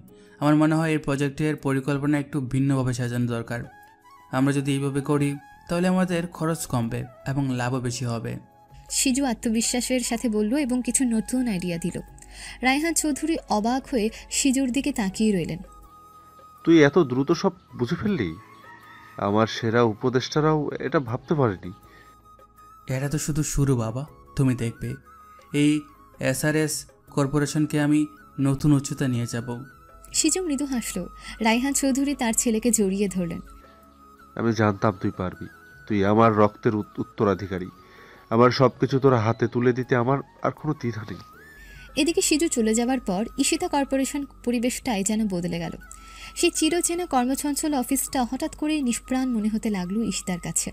মিটিং রুমে আর সিজুর সে অপ্রত্যাশিত উপস্থিতি নেই, আইটি সমস্যার সময় আর তার সেই নির্ভুল সমাধান নেই, এমনকি তার ডেস্কটা এখন শূন্য পড়ে আছে। ঈশিতার মনে হলো অফিসের কোথাও যেন একটা অদৃশ্য শূন্যতা বিরাজ করছে, যা আর কিছুতেই পূরণ হচ্ছে না। প্রথম কয়েক মাস ঈশিতা নিজেকে বোঝানোর চেষ্টা করলো যে সিজুর অনুপস্থিতি তার জন্য ভালো হয়েছে। যাক, একটা ঝামেলা কমলো। একজন বিশ্বাসঘাতককে আর সহ্য করতে হবে না, সে নিজের মনেই বলতো। কিন্তু দিন যত গড়াতে লাগলো তত ঈশিতার এই আত্মপ্রবঞ্চনা ভেঙে যেতে লাগলো। একদিন সকালে ঈশিতা তার কফির কাপ হাতে নিয়ে জানলার পাশে দাঁড়িয়েছিল। বাইরে ঝুম বৃষ্টি পড়ছে। ঠিক এমনই এক বৃষ্টির দিনে সিজু তাকে ছিনতাইকারীদের হাত থেকে বাঁচিয়েছিল। সেই দিনের কথা মনে পড়তে ঈশিতার বুকটা কেমন যেন চিনচিন করে উঠল। সিজুর সে ফোকলা দাঁতের হাসি, তার মুখের উপর কথা বলার দৃষ্টতা, এমনকি তার অপমানজনক উত্তরগুলো আজ ঈশিতা ভীষণভাবে মিস করছিল। ঈশিতা তার ব্যক্তিগত সহকারীকে ডেকে পাঠালো। শোনো সিজু, মানে ওই ছেলেটা, ও কি আমাদের অফিসের আশেপাশে কোনো কাজ করেছে বলে তোমার মনে হয়? ঈশিতা ইতস্তত করে জিজ্ঞেস করলো। সহকারী অবাক হয়ে বলল, না ম্যাডাম, সে তো চলে যাওয়ার পর আর কোনো যোগাযোগ করেনি, আর আমরা তো তাকে বরখাস্ত করেছি। ঈশিতা দীর্ঘশ্বাস ফেলল। আমি জানি, তবে আমি জানতে চাইছিলাম, মানে সে এখন কি করছে, কোথায় আছে? সহকারী বুঝতে পারল না কেন ঈশিতা হঠাৎ সিজুর ব্যাপারে এত কৌতূহলী হয়ে উঠেছে। আমি আসলে জানি না ম্যাডাম, আমাদের কাছে তার কোনো নতুন ঠিকানা নেই। ঈশিতা হতাশ হলো। সে সিজুকে খুঁজতে চেষ্টা করলো, তার কিছু পুরনো ফাইলপত্র ঘেটে দেখলো, কিন্তু সিজুর বাড়ির ঠিকানা বা অন্য কোনো ব্যক্তিগত তথ্য সেভাবে রাখা হয়নি। সিজু যেন কোনো চিহ্ন না রেখে অদৃশ্য হয়ে গেছে। ঈশিতা মনে মনে অনুশোচনা করতে লাগলো। সে ভেবেছিল, আমি কেন সেই দিন সিজুকে এত অপমান করেছিলাম? কেন আমি তার উপর বিশ্বাস রাখতে পারিনি? ছেলেটা তো নির্দোষ ছিল। অফিসের কর্মচারীরাও সিজুর অভাব অনুভব করছিল। সিজু যদিও সবার কাছে একজন নারী কর্মী হিসেবে পরিচিত ছিল, কিন্তু তার অদ্ভুত রসিকতা আর সহজলভ্য স্বভাবটা সবারই ভালো লাগত। ঈশিতা খেয়াল করলো অফিসের পরিবেশ কেমন, কোনো প্রাণ নেই, কোনো হাসি ঠাট্টা নেই, সবাই যেন যন্ত্রের মতো কাজ করছে। একদিন এক জরুরি মিটিংয়ে ঈশিতা একটা জটিল সমস্যার মুখে পড়ল। সমস্যাটা এতটাই জটিল ছিল যে আইটি ডিপার্টমেন্টের কেউ সমাধান করতে পারছিল না। ঈশিতা অসহায়ের মতো চেয়ারের উপর বসে রইল। তার চোখে ভেসে উঠল সিজুর মুখ যখন সে অবলীলায় সেই সফটওয়্যারের বাগটা ঠিক করে দিয়েছিল। ঈশিতা বিড়বিড় করে বলল, যদি সিজু আজ এখানে থাকতো। কিন্তু তার কণ্ঠস্বর প্রায় শোনা যাচ্ছিল না। পাশে বসা একজন সিনিয়র ম্যানেজার জিজ্ঞেস করল, কিছু বললেন ম্যাডাম? ঈশিতা নিজেকে সামলে নিল। কিছু না, তোমরা কাজটা শেষ করো। ঈশিতা বুঝতে পারছিল তার ভেতরে এক গভীর শূন্যতা তৈরি হয়েছে। সিজুর উপস্থিতি তার জীবনে কতটা গুরুত্বপূর্ণ ছিল তা সে আগে কখনো বুঝতে পারেনি। সিজু তাকে শুধু বাঁচায়নি, বরং তার অহংকার ভেঙে দিয়েছিল এবং নতুন করে ভাবতে শিখিয়েছিল। সিজুর তীক্ষ্ণ বুদ্ধি, প্রতিবাদী সত্তা, এমনকি তার ব্যঙ্গাত্মক হাসি, সব কিছুই ঈশিতা তীব্রভাবে মিস করছিল। তার মনে হচ্ছিল সে যেন একটা মহামূল্যবান কিছু হারিয়ে ফেলেছে। রাতের বেলা ঈশিতা তার বিশাল অ্যাপার্টমেন্টে একা বসেছিল, হাতে ওয়াইনের গ্লাস। বাইরের শহরের আলো ঝলমল করছে। তার মনে হচ্ছিল এই উজ্জ্বল আলো তার ভেতরের শূন্যতা ঢাকতে পারছে না। ফোন স্ক্রল করতে করতে দুর্ঘটনাক্রমে একটা অফিসের পার্টির ছবি দেখে তার হাত থেমে গেল। ছবিতে সিজু এক কোনায় দাঁড়িয়ে হাসছে, তার সেই ফোকলা দাঁতের হাসি। ঈশিতা ছবিটার দিকে তাকিয়ে রইল, তার চোখে জল চলে এলো। সিজু, তুমি কোথায়? আমি তোমাকে কেন বুঝতে পারিনি? তুমি বিশ্বাসঘাতক ছিলে না, আমি বলছিলাম। কোথায় আছো? কেমন আছো? কি করছো তুমি? তোমার কথা খুব মনে পড়ছে, অনেক মিস করছি তোমার সিজু। ভুলক্রমে হলেও একবার আমার চোখের সামনে আসো, আর কোনো দিন তোমাকে অপমান অবহেলা করব না। আমার চোখের সামনে থেকে কোনো দিন তোমাকে যেতে দিব না। প্লিজ একবার আমায় দেখা দাও। ঈশিতা অনুভব করছিল সিজুর অনুপস্থিতি তাকে মানসিক ও পেশাগত উভয় দিক থেকে আঘাত করছে। কোম্পানি ধীরে ধীরে প্রাণহীন হয়ে পড়ছিল। সিজু চলে যাওয়ার পর থেকে যেন তার ভাগ্য উল্টে গেছে। ঈশিতা বুঝতে পারছিল সিজু কেবল একজন কর্মচারী ছিল না, সে তার জীবনের একটা অপরিহার্য অংশ হয়ে উঠেছিল, যা সে আগে কখনো স্বীকার করতে চায়নি। এই শূন্যতা ঈশিতাকে প্রতিনিয়ত কুড়ে কুড়ে খাচ্ছিল। সে জানত সিজুকে ছাড়া তার কোম্পানি আর তার জীবন দুটোই যেন অসম্পূর্ণ। এর পরের 2 বছর ছিল সিজুর উত্থানের গল্প। সেদিনে 12 থেকে 14 ঘন্টা কাজ করত। তার তীক্ষ্ণ বুদ্ধি, দ্রুত সিদ্ধান্ত নেওয়ার ক্ষমতা এবং অদম্য পরিশ্রমের ফলে SRS কর্পোরেশন আন্তর্জাতিক বাজারে এক নতুন নাম হয়ে উঠল। সিজু একের পর এক সফল ডিল সম্পন্ন করলো, নতুন কোম্পানি অধিগ্রহণ করলো এবং তার ব্যবসায়িক সাম্রাজ্যকে অভাবনীয় উচ্চতায় নিয়ে গেল। তার বাবা তাকে সম্পূর্ণভাবে বিশ্বাস করতেন। তিনি ধীরে ধীরে সমস্ত দায়িত্ব সিজুর হাতে ছেড়ে দিলেন। সিজু এখন SRS কর্পোরেশনের সর্বেসর্বা, একজন টপ বিজনেসম্যান। কিন্তু তার আসল পরিচয়, তার পুরনো ছদ্মবেশের কথা কেউই জানত না। সে নিজেকে সাধারণ মানুষের চোখে আড়ালেই রেখেছিল। একদিন সিজু তার ব্যক্তিগত সহকারীকে ডেকে পাঠালো। অয়ন, আমাদের পরবর্তী মিটিংয়ের শিডিউলটা দাও তো। অয়ন ফাইল হাতে নিয়ে এলো। স্যার, পরের সপ্তাহে একটি গুরুত্বপূর্ণ মিটিং আছে ঈশিতা কর্পোরেশনের সাথে। তাদের একটি নতুন প্রজেক্টে আমরা ইনভেস্ট করতে চাই। ঈশিতা কর্পোরেশন? সিজুর কানে নামটা বাজতেই সে থমকে গেল। তার মনে পড়ে গেল ঈশিতার অহংকারী মুখ, তার অপমান এবং সেই মিথ্যে অভিযোগ। তার ছদ্মবেশী জীবনের সব স্মৃতি যেন মুহূর্তের মধ্যে ভেসে উঠল। ঈশিতা কর্পোরেশন? সিজু অয়নের দিকে তাকালো, তার চোখে এক নতুন ঝলক। ঠিক আছে, এই মিটিংটা আমি নিজে হ্যান্ডেল করব। অয়ন অবাক হলো। কিন্তু স্যার, এই মিটিংয়ের জন্য আমাদের অন্য একজন এক্সিকিউটিভকে পাঠানোর কথা ছিল। না অয়ন, এই মিটিংটা আমার জন্য খুব গুরুত্বপূর্ণ। আমি চাই এই মিটিংয়ের সব দায়িত্ব যেন আমার হাতেই থাকে। অয়ন আর কোনো প্রশ্ন করল না, সে মাথা নেড়ে চলে গেল। সিজু তার চেয়ারে হেলান দিয়ে বসল। তার মুখে ফুটে উঠল এক অদ্ভুত হাসি। এই হাসিটা ঈশিতার কাছে পরিচিত হলেও এই মুহূর্তে ঈশিতা তা দেখতে পাচ্ছিল না। সিজু জানতো ঈশিতা এখনও জানে না সে কার সাথে মিটিংয়ে যেতে চলেছে। এদিকে ঈশিতা তার অফিসে মিটিংয়ের প্রস্তুতি নিচ্ছিল। তার সহকারীরা ফাইলপত্র গুছিয়ে নিচ্ছিল। একজন সহকারী বলল, ম্যাডাম, SRS কর্পোরেশনের সাথে মিটিংয়ের জন্য সব প্রস্তুত। তারা একটি বড় ইনভেস্টমেন্টের জন্য রাজি হয়েছে। এটা আমাদের কোম্পানির জন্য খুব গুরুত্বপূর্ণ। ঈশিতা ফাইলগুলো দেখল। SRS কর্পোরেশন, তাদের নাম শুনেছি। খুব শক্তিশালী কোম্পানি। আশা করি মিটিংটা সফল হবে। ঈশিতা তখনও জানতো না এই মিটিং তার জীবনের এক নতুন মোড় নিয়ে আসতে চলেছে। তার সামনে আসতে চলেছে সেই মানুষটি যাকে সে একদিন চরম অপমান করে অফিস থেকে বের করে দিয়েছিল। সেই মানুষটাই এখন তার থেকে 1000 গুণ বেশি ক্ষমতাশালী। ঈশিতা এসআরএস কর্পোরেশনের সিইওর নাম জানতে চাইল না, কারণ তার কাছে কোম্পানির নামটাই যথেষ্ট ছিল। তার ধারণা ছিল রায়হান চৌধুরী মিটিংয়ে উপস্থিত থাকবেন। সিজু জানি মিটিং ঈশিতাকে অবাক করার জন্য সে সম্পূর্ণ প্রস্তুত। ঢাকার এক বিলাসবহুল হোটেলের মিটিং রুম। ঈশিতা চৌধুরী ঈশিতা কর্পোরেশনের সিইও এসআরএস কর্পোরেশনের সাথে মিটিংয়ের জন্য প্রস্তুত। তার পরনে দামি স্যুট, মুখে আত্মবিশ্বাসের ছাপ। এই ডিলটা তার কোম্পানির জন্য খুবই জরুরি। ঈশিতা মিটিং রুমের প্রবেশপথের দিকে তাকিয়েছিল, এসআরএস কর্পোরেশনের সিইও এর অপেক্ষায়। তার ধারণা রায়হান চৌধুরী নিজেই আসবেন। হঠাৎ দরজা খুলে গেল। একজন দীর্ঘদেহী পুরুষ প্রবেশ করল। তার পরনে ইতালীয় স্যুট, চুলগুলো পরিপাটি করে আঁচড়ানো, তার মুখে এক অদ্ভুত চেনা হাসি। ঈশিতা প্রথমটায় বিশ্বাস করতে পারল না, তার চোখ কপালে উঠে গেল। আরে এ তো সিজু, সেই সিজু যাকে আমি 2 বছর আগে অপমান করে বের করে দিয়েছিলাম। কিন্তু এই কি রূপ! এই সিজু তো সেই সাধারণ কর্মচারী সিজু নয়। তার চোখে এক গভীরতা, এক নতুন আত্মবিশ্বাস। সিজু ধীর পায়ে এগিয়ে এলো। তার মুখে সে একই ফানি এবং তির্যক হাসি। সে ঈশিতার দিকে তাকিয়ে রইল। ঈশিতা হতবাক হয়ে তার দিকে তাকিয়েছিল। তার মুখ থেকে কোনো কথা সরছে না। সে শুধু তার চোখের সামনে তার গোপন ভালোবাসার মানুষটাকে দেখতে পাচ্ছিল, যাকে সে এতদিন ধরে খুঁজে মরছিল। সিজু শান্তভাবে বলল, ম্যাডাম, আপনি দেখছি এখনো ঠিক আগের মতোই আছেন। সেই অহংকার, সেই সুন্দর পোশাক সবই আছে। তার কণ্ঠস্বরে কোনো পরিবর্তন নেই।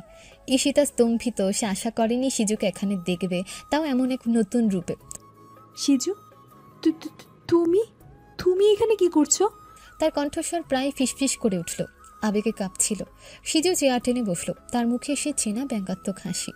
কেন ম্যাডাম, আপনি কি অন্য কাউকে আশা করেছিলেন? আমি কি এতই খারাপ যে আমার মতো মানুষের সাথে দেখা করলে আপনার মান যাবে? ঈশিতা বিশ্বাস করতে পারছিল না তার ভালোবাসার মানুষটাকে, যাকে সে এতদিন দিনের পর দিন খুঁজেছিল, তাকে আজ এভাবে নিজের সামনে দেখতে পাবে। তা সে কখনো ভাবেনি। তার ভেতরটা যেন আনন্দের আবেগে তোলপাড় করছিল। তার সমস্ত অহংকার যেন উবে গেল। ঈশিতা ফিসফিস করে বলল, তুমি তুমি এখানে কি করছো? তুমি তো সেই সিজু না যাকে আমি চিনি। সিজু। তার চোখে জল এসে গিয়েছিল। তার মনে হচ্ছিল সে স্বপ্ন দেখছে। সিজু হাসল। আমি সেই সিজু ম্যাডাম, শুধু সময়ের সাথে সাথে কিছু জিনিস বদলে যায়। আর আপনি তো জানেন, সময়ের সাথে মানুষের পরিচয় বদলায়, কি বলুন? তার চোখে এক ধরনের রহস্যময়তা। ঈশিতা উঠে দাঁড়ালো। তার চোখ ছলছল করছে। তুমি চলে যাওয়ার পর আমার কোম্পানিটা যেন প্রাণহীন হয়ে পড়েছিল। জানো, তোমার সেই মজার কথা, তোমার উপস্থিত বুদ্ধি, এমনকি তোমার সেই অপমানজনক উত্তরগুলো আমি মিস করতাম। আমি বুঝতে পেরেছি তোমার উপস্থিতি আমার জীবনে কতটা গুরুত্বপূর্ণ ছিল। ঈশিতার কণ্ঠে ছিল গভীর অনুশোচনা আর অব্যক্ত ভালোবাসা। আমি ভুলছিলাম সিজু, আমি খুব ভুলছিলাম। তুমি চলে যাওয়ার পর আমি তোমাকে কত খুঁজেছি জানো। আমি পুলিশে খবর দিয়েছিলাম, ডিটেকটিভ লাগিয়েছিলাম, কিন্তু তুমি যেন হাওয়ায় মিলিয়ে গিয়েছিলে। আমি তোমাকে খুঁজে পাইনি। আমার প্রতিটা দিন তোমার শূন্যতায় বিষাদময় ছিল। সিজু ঈশিতার দিকে তাকালো। তার মুখে সে হাসিটা হঠাৎ করে উধাও হয়ে গেল। তার চোখে এক ধরনের বিষাদ ফুটে উঠল। সত্যি ম্যাডাম, আপনি মিস করেছেন। আমি তো ভেবেছিলাম আমার মতো একজন অকর্মার জন্য আপনার কোম্পানির প্রতিদিন লস গুনতো, তাই আমার চলে যাওয়াতে আপনি নিশ্চয়ই খুশি হয়েছিলেন। ঈশিতা সিজুর দিকে এগিয়ে এলো। তার চোখে জল ভরে এলো। আমি জানি সিজু, আমি জানি আমার ভুল হয়েছিল।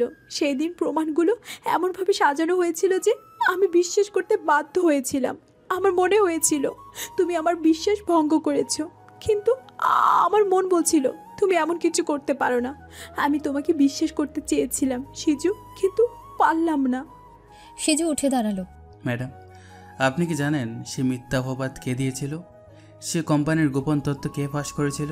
তার কণ্ঠে এক ধরনের চাপা উত্তেজনা। ঈশিতা তার দিকে তাকালো। আমি জানি সিজু, আমি জানি তুমি নির্দোষ ছিলে।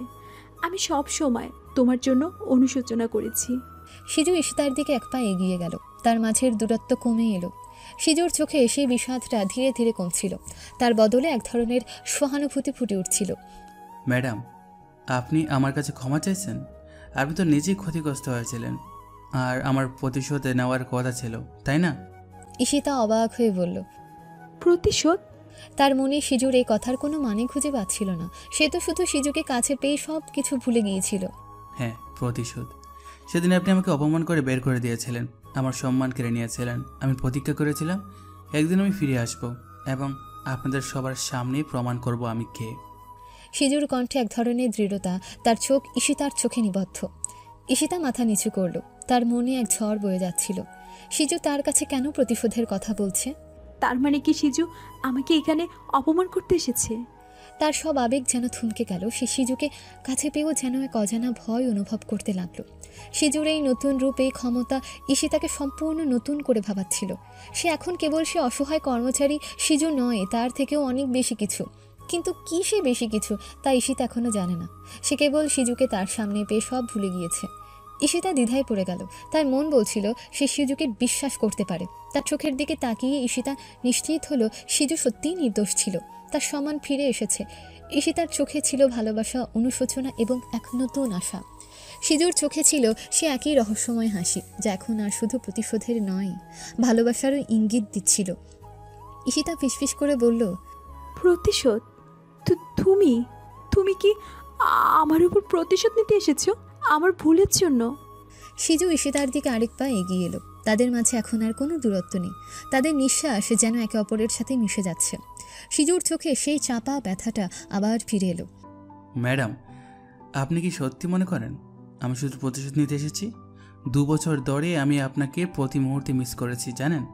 আপনার সেই অহংকারী মুখ, আপনার সেই বকাঝকা, এমনকি আপনার সেই বিরক্তি মাখানো চাহনি আমি মিস করতাম। আপনি আমার কাছে বিশ্বাসঘাতকতার অভিযোগ এনেছিলেন, কিন্তু আমি তো জানতাম আপনি সেটা বিশ্বাস করতে চাননি। আপনার মনে সেই সময়ও আমার জন্য একটা নরম জায়গা ছিল। ঈশিতার চোখ ছলছল করে উঠল। আমি আমি বিশ্বাস করতে চাইনি সিজু। আমার মন বলছিল তুমি নির্দোষ, কিন্তু প্রমাণগুলো এমনভাবে সাজানো হয়েছিল যে আমি নিরুপায় ছিলাম। একজন সিও হিসেবে আমাকে কঠিন সিদ্ধান্ত নিতে হয়েছিল। তুমি চলে যাওয়ার পর আমার কোম্পানিটা যেন প্রাণহীন হয়ে পড়েছিল। জানো, তোমার উপস্থিতি ছাড়া সব কিছুই কেমন যেন অর্থহীন মনে হতো। ঈশিতার কণ্ঠস্বর আবেগে কাঁপছিল। আমি তোমাকে দিনের পর দিন খুঁজেছি সিজু। প্রতি রাতে আমি তোমার ছবি দেখতাম। তোমার সেই ফোকলা দাঁতের হাসিটা আমাকে ঘুমাতে দিত না। আমি যখন জানতে পারলাম তুমি আমার জন্য লড়াই করেছিলে সেই ছিনতাইকারীদের সাথে, তখন আমার নিজেকে আরো বেশি অপরাধী মনে হয়েছিল। আমি তোমাকে কতটা ভুল বুঝেছিলাম। সিজু ধীরে ধীরে ঈশিতার হাত ধরল। তাদের হাতের স্পর্শে এক অচেনা বিদ্যুৎ খেলে গেল। আমিও আপনাকে মিস করেছি ম্যাডাম। প্রতিদিন আপনার সেই অহংকার, আপনার সেই রাগের চোখ সব আমার মনে গেঁথে গিয়েছিল। আমি জানতাম একদিন আমি ফিরব, কিন্তু ফিরব এমন রূপে যা আপনি কল্পনা করতে পারবেন না। সিজুর কণ্ঠে এক গভীর সংকল্প। আমি এই শহরে আপনাকে প্রমাণ করতে চেয়েছিলাম যে সিজু নামের ছেলেরা শুধু একজন আনাড়ি কর্মচারী ছিল না, সে আরও অনেক কিছু ছিল। ঈশিতার চোখে জিজ্ঞাসা, কিন্তু তুমি কে সিজু? তুমি এখানে কি করছো? তুমি কিভাবে এমন একজন মানুষ হয়ে গেলে? ঈশিতা চারপাশে তাকালো। মিটিং রুমের বিলাসবহুল পরিবেশ, সিজুর দামি পোশাক, তার আত্মবিশ্বাস সবকিছুই ঈশিতাকে অবাক করে দিচ্ছিল। ম্যাডাম, আপনি এখানে কেন এসেছেন? SRS কর্পোরেশনের সাথে একটা বড় ডিল হতে চলেছে আমার, কিন্তু তুমি এখানে কেন? আমি তো আপনার সাথে সে বিষয় নিয়ে মিটিং করতে এসেছি। তুমি কি SRS কর্পোরেশনের কেউ? তুমি কেন এই মিটিংয়ে অংশ নিতে এসেছো? সিজু মৃদু হাসল, তার সেই পরিচিত রহস্যময় হাসি। ম্যাডাম, আপনি খুব বুদ্ধিমান। আমি তো প্রথম থেকে বলেছিলাম আমি আপনার সাথে দেখা করতে এসেছি। সে ঈশিতার দিকে আরও কিছুটা ঝুঁকে গেল, তার চোখে কৌতুক।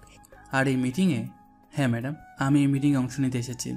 ঈশিতার মুখ হাওয়া হয়ে গেল, সে বিশ্বাস করতে পারছিল না। কিন্তু SRS কর্পোরেশনের সিও তো রায়হান চৌধুরী। তুমি কিভাবে? সিজু তার কাঁধে ঝাঁকালো।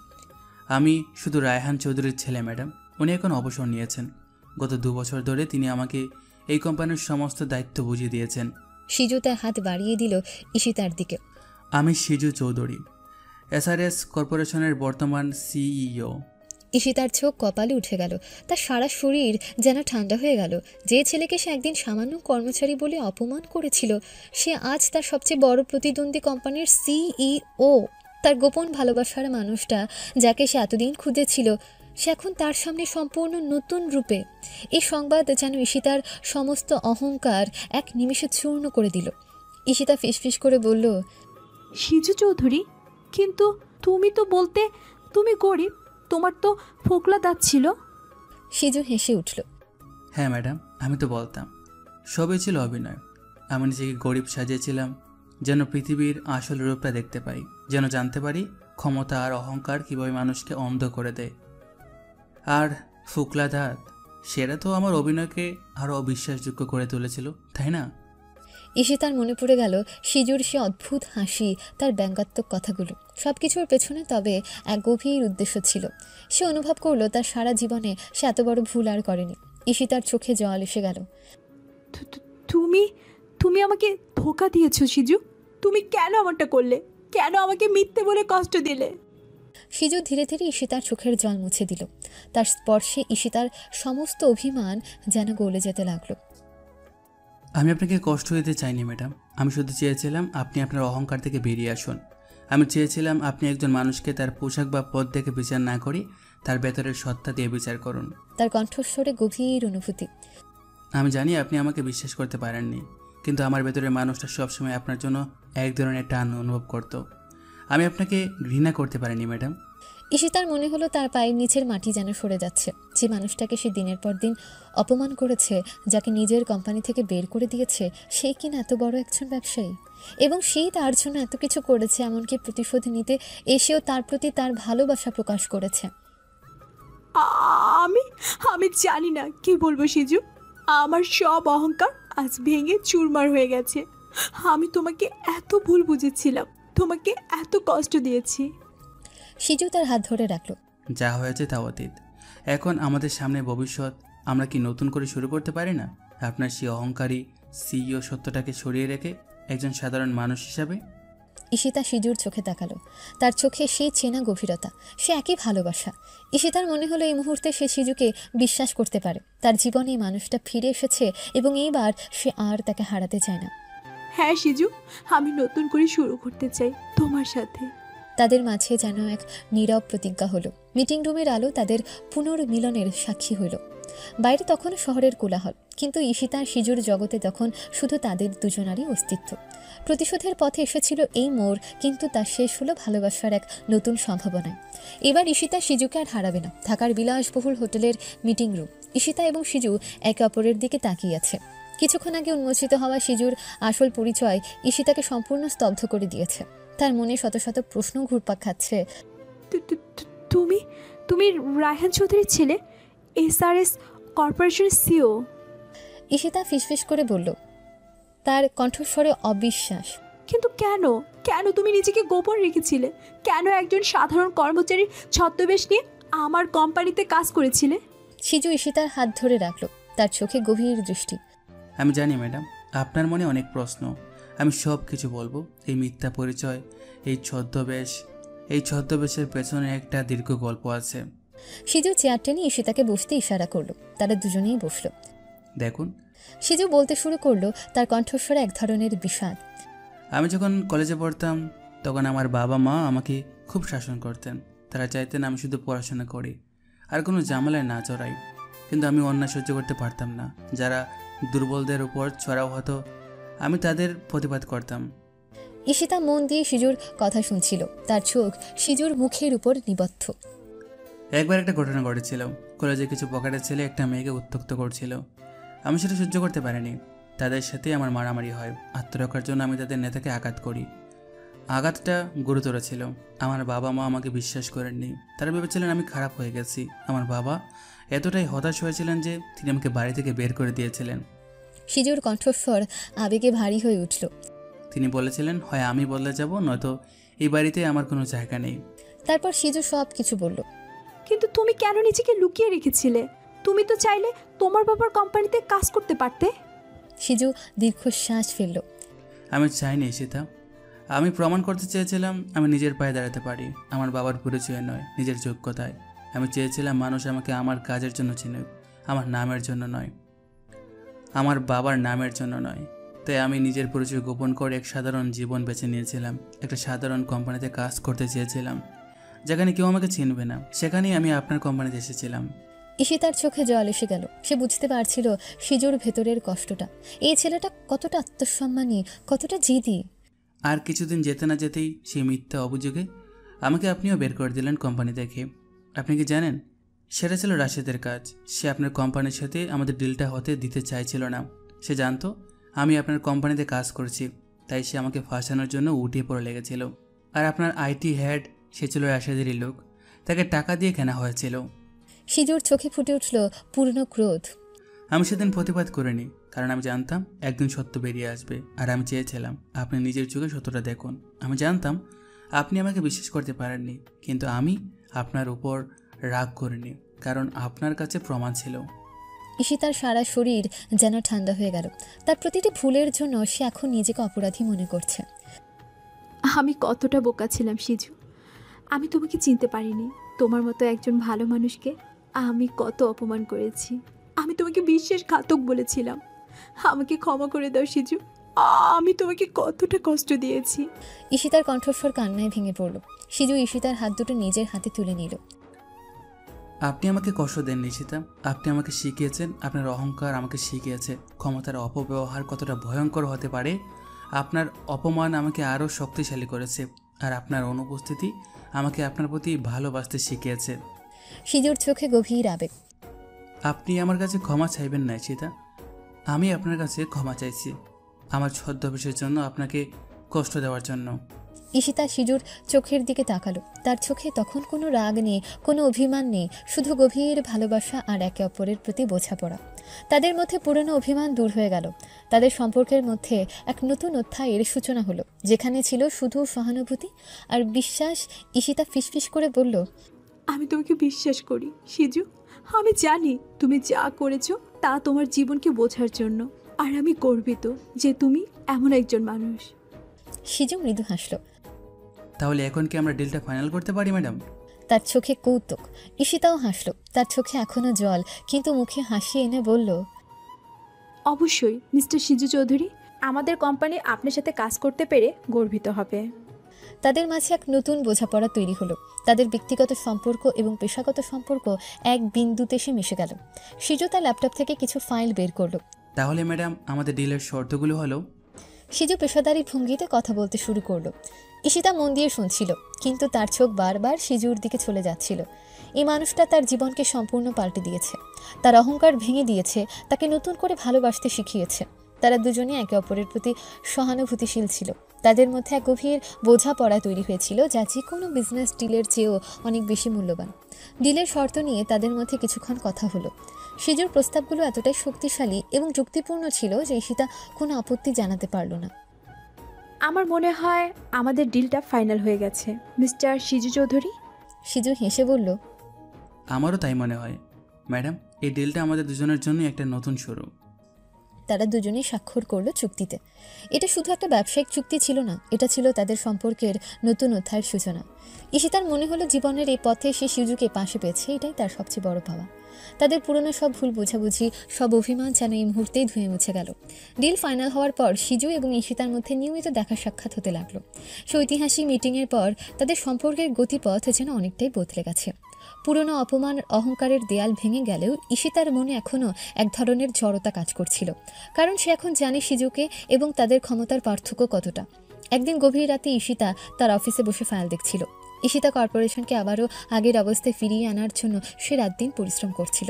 ফাইলগুলো দেখছিল আর তার কপালে চিন্তার রেখা স্পষ্ট। সিজুর সাথে ডিলের পর তাদের কোম্পানি নতুন করে অক্সিজেন পেলেও এখনও অনেক পথ বাকি। সে খেয়ালই করেনি কখন অফিসের কর্মচারীরা চলে গেছে। হঠাৎ তার ফোনের স্ক্রিন জ্বলে উঠল। সিজু নামটা দেখে ঈশিতার ঠোঁটে এক ফালি হাসি ফুটল। কল রিসিভ করেই ঈশিতা বলল, কি হলো, এত রাতে আমার কথা মনে পড়লো? তার কণ্ঠে এক ধরনের মৃদু বিরক্তি মেশানো কৌতুক। অপর প্রান্ত থেকে সিজুর পরিচিত হাসি শোনা গেল। ম্যাডাম, আপনার মতো সিইওরা এত খাটে নাকি? আমি তো ভেবেছিলাম আপনারা শুধু ফাইল সাইন করেন আর ডিকটেক্ট করেন। আপনার আলো তো এখনও জ্বলছে, তাই ভাবলাম দেশের সেরা সিইওর জন্য কিছু পরামর্শ দেই। ঈশিতা চোখ কপালে তুলে হাসল। তোমার আর কোনো কাজ নেই? সবসময় আমাকে নিয়ে লেকচার দিতে আসো কেন? নিজের কোম্পানি ছেড়ে আমার পিছনে কেন লেগে আছো? আমার কোম্পানি? সেটা তো আপনার সাথে ডিল ফাইনাল করার পর থেকে আরও দ্রুত গতিতে চলছে ম্যাডাম। এখন আমার হাতে প্রচুর সময়, তাই ভাবলাম আপনার মতো একজন কর্মঠ সিইও এর খেয়াল রাখি। আপনার চেহারা দেখে মনে হচ্ছে কয়েকদিন ধরে কিছু খাননি, তাই ভাবলাম আপনার জন্য ডিনারের ব্যবস্থা করি। তার কণ্ঠে এক ধরনের যত্ন। ঈশিতার মনটা গলে গেল। আমার জন্য ডিনার? তোমার নিশ্চয় কিছু মতলব আছে। হুম। মতলব কেন থাকবে? আমি তো শুধু একজন ভালো বন্ধু হিসাবে আপনার খেয়াল রাখছি। তাছাড়া আপনার মতো অহংকারী মানুষ যদি রাত জেগে কাজ করে অসুস্থ হয়ে পড়েন, তাহলে আমাদের ডিলটা কে দেখবে? আমার তো লস হয়ে যাবে। সিজু ব্যঙ্গ করে বলল, কিন্তু তার চোখে ছিল এক গভীর উদ্বেগ। ঈশিতা হেসে উঠল। তুমি কোনোদিনও বদলাবে না, তাই না? সব সময় মুখে এত বাজে কথা। আর আমি কি এতটাই অভুক্ত যে তোমার ডিনারের জন্য অপেক্ষা করব? বাজে কথা? এটাই তো আমার স্টাইল। আর এখন আপনি তো বেশ উপভোগ করেন, তাই না? সিজু হাসল। তবে মনে রাখবেন, পেটে টান পড়লে মাথা ঠিক মতো কাজ করে না। আর আপনার মতো একজন সিইও এর মাথা তো সব সময় ফ্রেশ থাকা উচিত, তাই না? ঈশিতা দীর্ঘশ্বাস ফেলল। আচ্ছা ঠিক আছে, কিন্তু আমার আর বেশি সময় নেই। আমি এক্ষুনি বেরোচ্ছি। আমি জানি ম্যাডাম, আমি আপনার অফিসের গেটের সামনেই অপেক্ষা করছি, আপনি নেমে আসুন। ঈশিতা অবাক হয়ে বলল, তুমি আমার অফিসের নিচে? হ্যাঁ ম্যাডাম, আমি তো জানি আপনার নিজের কাজ শেষ না করে বের হবেন না, তাই আমি এসে পড়লাম। সিজুর কণ্ঠস্বরে সেই চেনা আত্মবিশ্বাস। ঈশিতা আর কিছু না বলে ফোন রাখলো। তার মুখে এক ঝলক হাসি। এই মানুষটা তাকে এখনও সে আগের মতোই ব্যঙ্গ করে, কিন্তু তার প্রতিটি কথার লুকিয়ে আছে এক গভীর ভালোবাসা আর যত্ন। ঈশিতা নিচে নেমে এলো। সিজু তার কালো লিমোজিন গাড়ির পাশে দাঁড়িয়েছিল। ঈশিতাকে দেখে সিজুর মুখে হাসি ফুটে উঠল। ম্যাডাম, অবশেষে আপনার দয়া হলো। আমি তো ভেবেছিলাম আজ রাতটা এখানেই কাটাবেন। ঈশিতা হেসে সিজুর কাঁধে আলতো করে একটা ধাক্কা দিল। বদমাস, আমার অসুস্থতার চিন্তা হচ্ছে নাকি তোমার? তোমার মুখে শুধু বাজে কথা। আমার কাজ তো শেষ ম্যাডাম, এখন তো আমি শুধু আপনার জন্য অপেক্ষা করছি। আপনি কখন শেষ করবেন, তারপর আমি আপনাকে ড্রপ করে দেব। তাদের মধ্যকার এই হাসি ঠাট্টা যেন এক নতুন ভালোবাসার জন্ম দিচ্ছিল। তাদের পুরনো অপমান আর অহংকার এখন এক রোমান্টিক খুনসুটিতে পরিণত হয়েছে। তারা দুজনেই গাড়িতে উঠল, আর তাদের মধ্যে চলতে থাকলো এই মধুর বাক্য বিনিময়। সিজু ঈশিতাকে নিয়ে শহরের একটা নিরিবিলি সুন্দর রেস্টুরেন্টে ডিনার করতে গেল। সিজু খেয়াল রাখছিল ঈশিতার যেন কোনো অসুবিধা না হয়। এভাবেই কেটে গেল কয়েকটা দিন। একদিন ঈশিতা তার কোম্পানির নতুন প্রজেক্টের জন্য কিছু ডকুমেন্ট আনতে গুদামঘরে গিয়েছিল। গুদামঘরটা বেশ অন্ধকারাচ্ছন্ন এবং পুরনো ছিল। সে একটা উঁচু তাক থেকে ফাইল নামাতে যাচ্ছিল, কিন্তু সেটা তার নাগালের বাইরে ছিল। ঈশিতা একটা ছোট স্টুল এনে নিয়ে তার উপর উঠে ফাইল নামানোর চেষ্টা করলো। ঠিক তখনই সিজু সেখানে প্রবেশ করলো। সে ঈশিতার কোম্পানির কিছু ফাইল দেখতে এসেছিল। ঈশিতাকে স্টুলের উপর দাঁড়িয়ে থাকতে দেখে সে অবাক হলো। ম্যাডাম, আপনি এখানে কি করছেন? আপনার মতো একজন সিইও এমন ঝুঁকিপূর্ণ কাজ করে? ঈশিতা মাথা তুলে তাকালো। তোমার আর কোনো কাজ নেই? সব সময় আমাকে নিয়ে লেকচার দিতে আসো কেন? আমার ফাইলের দরকার, তাই নিজেই নিচ্ছি। ঠিক তখনই স্টুলটা দুলে উঠল। ঈশিতা ভারসাম্য হারিয়ে পড়ে যাচ্ছিল। সিজু ক্ষিপ্র হাতে তাকে ধরে ফেলল। ঈশিতার শরীর সিজুর বুকে লেপটে গেল। তাদের চোখাচোখি হলো। মুহূর্তের জন্য সময় যেন থমকে গেল। গুদামঘরের আবছা আলোয় তাদের চোখ একে অপরের গভীরতা খুঁজে নিল। সিজুর চোখের গভীরতা ঈশিতার হৃদয়ে এক অন্যরকম অনুভূতি জাগালো। তাদের মাঝে কোনো কথা নেই, শুধু নীরবতা। সেই নীরবতা যেন তাদের মধ্যকার ভালোবাসার জন্ম দিচ্ছিল। সিজু ধীরে ধীরে ঈশিতাকে সোজা করল। ঈশিতার মুখ লজ্জায় লাল হয়ে গিয়েছে। সরি, আমি... ঠিক আছে ম্যাডাম, আমি তো আছি আপনাকে ধরার জন্য। সিজু মৃদু হাসলো। তার চোখে এক ধরনের উষ্ণতা। ঈশিতা দ্রুত ফাইলটা নিয়ে সরে গেল, কিন্তু তার মনে সিজুর স্পর্শের রেশ তখনও লেগেছিল। এই মুহূর্তটা তাদের ভালোবাসার সম্পর্কের এক নতুন মাত্রা যোগ করলো। কেটে গেল আরও কিছুদিন। সিজু একদিন হঠাৎ অসুস্থ হয়ে পড়ল। খবর পেয়ে ঈশিতা চিন্তিত হয়ে তার বাড়িতে ছুটে গেল। সিজুর বিলাসবহুল অ্যাপার্টমেন্টে প্রবেশ করে সে দেখল জ্বরে সিজুর কপাল পুড়ে যাচ্ছে। সিজু, কি হয়েছে তোমার? ঈশিতা চিন্তিত হয়ে সিজুর কপালে হাত রাখল। তোমার তো অনেক জ্বর। সিজু দুর্বলভাবে হাসল। আপনি এসেছেন ম্যাডাম? আমি তো ভেবেছিলাম আপনি আমাকে নিয়ে বিরক্ত হয়ে আর কোনোদিনও দেখা করবেন না। বাজে কথা বলবে না, আমি তোমার জন্য চিন্তিত। কি হয়েছে তোমার? ঈশিতা দ্রুত ভিজে কাপড় নিয়ে সিজুর কপালে রাখল। সিজু চোখ বন্ধ করলো। আসলে কাজের চাপ আর বৃষ্টির কারণে একটু জ্বর হয়েছে। সারাদিন কাজ আর কাজ, নিজের খেয়াল কে রাখবে? ঈশিতা সারা রাত সিজুর পাশে বসে রইল। সে নিজের হাতে সিজুকে ওষুধ খাওয়ালো, কপালে জলপট্টি দিল। সকালে সিজুর জ্বর কিছুটা কমলো। সিজু চোখ খুলে দেখল ঈশিতা তার পাশে ঘুমিয়ে পড়েছে। সিজুর চোখে জল এসে গেল। এই অহংকারী সিইও যাকে সে এত অপমান করেছিল, সে কিনা আজ তার জন্য এত কিছু করেছে। সিজু আলতো করে ঈশিতার কপালে হাত রাখলো। ঈশিতা জেগে উঠল। ঈশিতা চিন্তিত কণ্ঠে জিজ্ঞেস করলো, তুমি এখন কেমন আছো সিজু? অনেক ভালো ম্যাডাম, আপনার যত্নে আমি আবারও নতুন জীবন পেয়েছি। কাজ একটু কম করলে হয় না? ম্যাডাম, আপনার তুলনায় আমার কাজ তো কিছুই না। আপনি পুরো রাত জেগেও কাজ করেন কখনো কখনো। আমারটা ছাড়ো, তুমি আর এরকম করবে না। সব সময় তো আমি থাকবো না যত্ন নেওয়ার জন্য, পরে যদি কিছু হয়ে যায়। কেন, খুব চিন্তা হয় বুঝি আমাকে নিয়ে? ঈশিতা চুপ করে গেল। সে নিজেও জানে না কেন এই কথা বলল, বুঝতে পারছে না এখন কি জবাব দেবে। যাই হোক, ওরকম আর করবে না, না হলে আবার অসুস্থ হয়ে পড়বে। আবার অসুস্থ হলে আপনি তো আছেনই আমার যত্ন নেওয়ার। আমি তো সবসময় থাকবো না তোমার পাশে। তাহলে থেকে যান না সারা জীবনের জন্য। ঈশিতার মুখ বন্ধ হয়ে গেল। কিছুটা লজ্জাও পাচ্ছে। সিজু মৃদু হাসল। তার চোখে ছিল এক গভীর ভালোবাসা। এই ঘটনাগুলো তাদের সম্পর্ককে আরও মজবুত করলো। তাদের মধ্যকার দূরত্ব কমতে লাগলো এবং তারা একে অপরের প্রতি আরও বেশি সহানুভূতিশীল হয়ে উঠল। এক সপ্তাহ পর একদিন সন্ধ্যায় সিজু ঈশিতাকে একটা ক্যান্ডেল লাইট ডিনারে নিয়ে গেল। রেস্টুরেন্টটা শহরের এক উঁচু বিল্ডিংয়ের রুফটপে অবস্থিত। চারদিকে মোমবাতির আলোয় ঝলমল করছে। দূরে দেখা যাচ্ছে শহরের ঝলমলে নিয়ন আলো। ঈশিতা মুগ্ধ হয়ে বলল, সিজু, এটা খুব সুন্দর। আমার এই ধরনের শান্ত পরিবেশ খুব ভালো লাগে। সিজু ঈশিতার দিকে তাকালো। আপনি এর থেকেও সুন্দর ম্যাডাম, তাই এই সুন্দর পরিবেশে আপনাকে নিয়ে এসেছি। আমি জানি আপনার এই মুহূর্তে শুধু কাজের চিন্তায় সময় কাটছে, তাই নিরিবিলি পরিবেশে আপনার মনটাকে একটু ফ্রেশ করতে চাইলাম। ঈশিতা হেসে উঠল। তোমার মুখে প্রশংসা ভালো লাগে না সিজু? কেন ম্যাডাম, আমি তো শুধু সত্যি কথা বলছি। আপনার মতো অহংকারী মানুষকে সামলানো খুব কঠিন, কিন্তু আপনার মনটা তো খুব সুন্দর। সিজু তার সে পরিচিত ফোকলা দাঁতের হাসি হাসল। ঈশিতা মৃদু হেসে সিজুকে হালকা ধাক্কা দিল। বদমাইশ, সবসময় আমাকে অপমান করবে। তারা রাতের খাবার খেলো। কথার ফাঁকে সিজু ঈশিতাকে জিজ্ঞেস করলো, আচ্ছা ম্যাডাম। ঈশিতা সিজুর কথা শেষ করতে না দিয়ে রাগেই কণ্ঠে বলল, আই, তুমি এই ম্যাডাম আর আপনিটা বন্ধ করবে, নাকি আমি এখান থেকে চলে যাব? আর ভালো লাগছে না আমার এই দুইটাই শব্দ। আচ্ছা আচ্ছা ম্যাডাম, ও সরি। ঈশিতা, রাগ করবেন না। আরে দূর, রাগ করো না। দেখো, আমি কিন্তু ভালো করেই বুঝতে পারছি তুমি জেনে শুনে আবার এরকম করছো।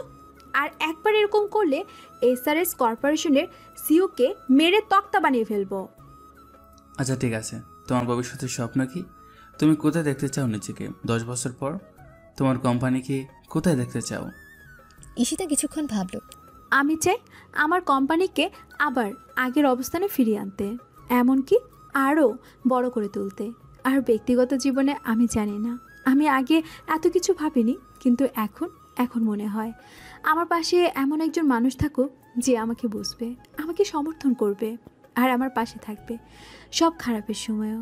একজন জীবনসঙ্গী। সিজু ঈশিতার দিকে তাকালো। আর আমার স্বপ্ন, আমি চাই আমার মায়ের হাসি দেখতে, আর এমন একজন মানুষ যে আমার সব পাগলামো সহ্য করবে আর আমাকে ভালোবাসবে ঠিক তোমার মতো করে, যে আমার জীবনের সঙ্গী হবে।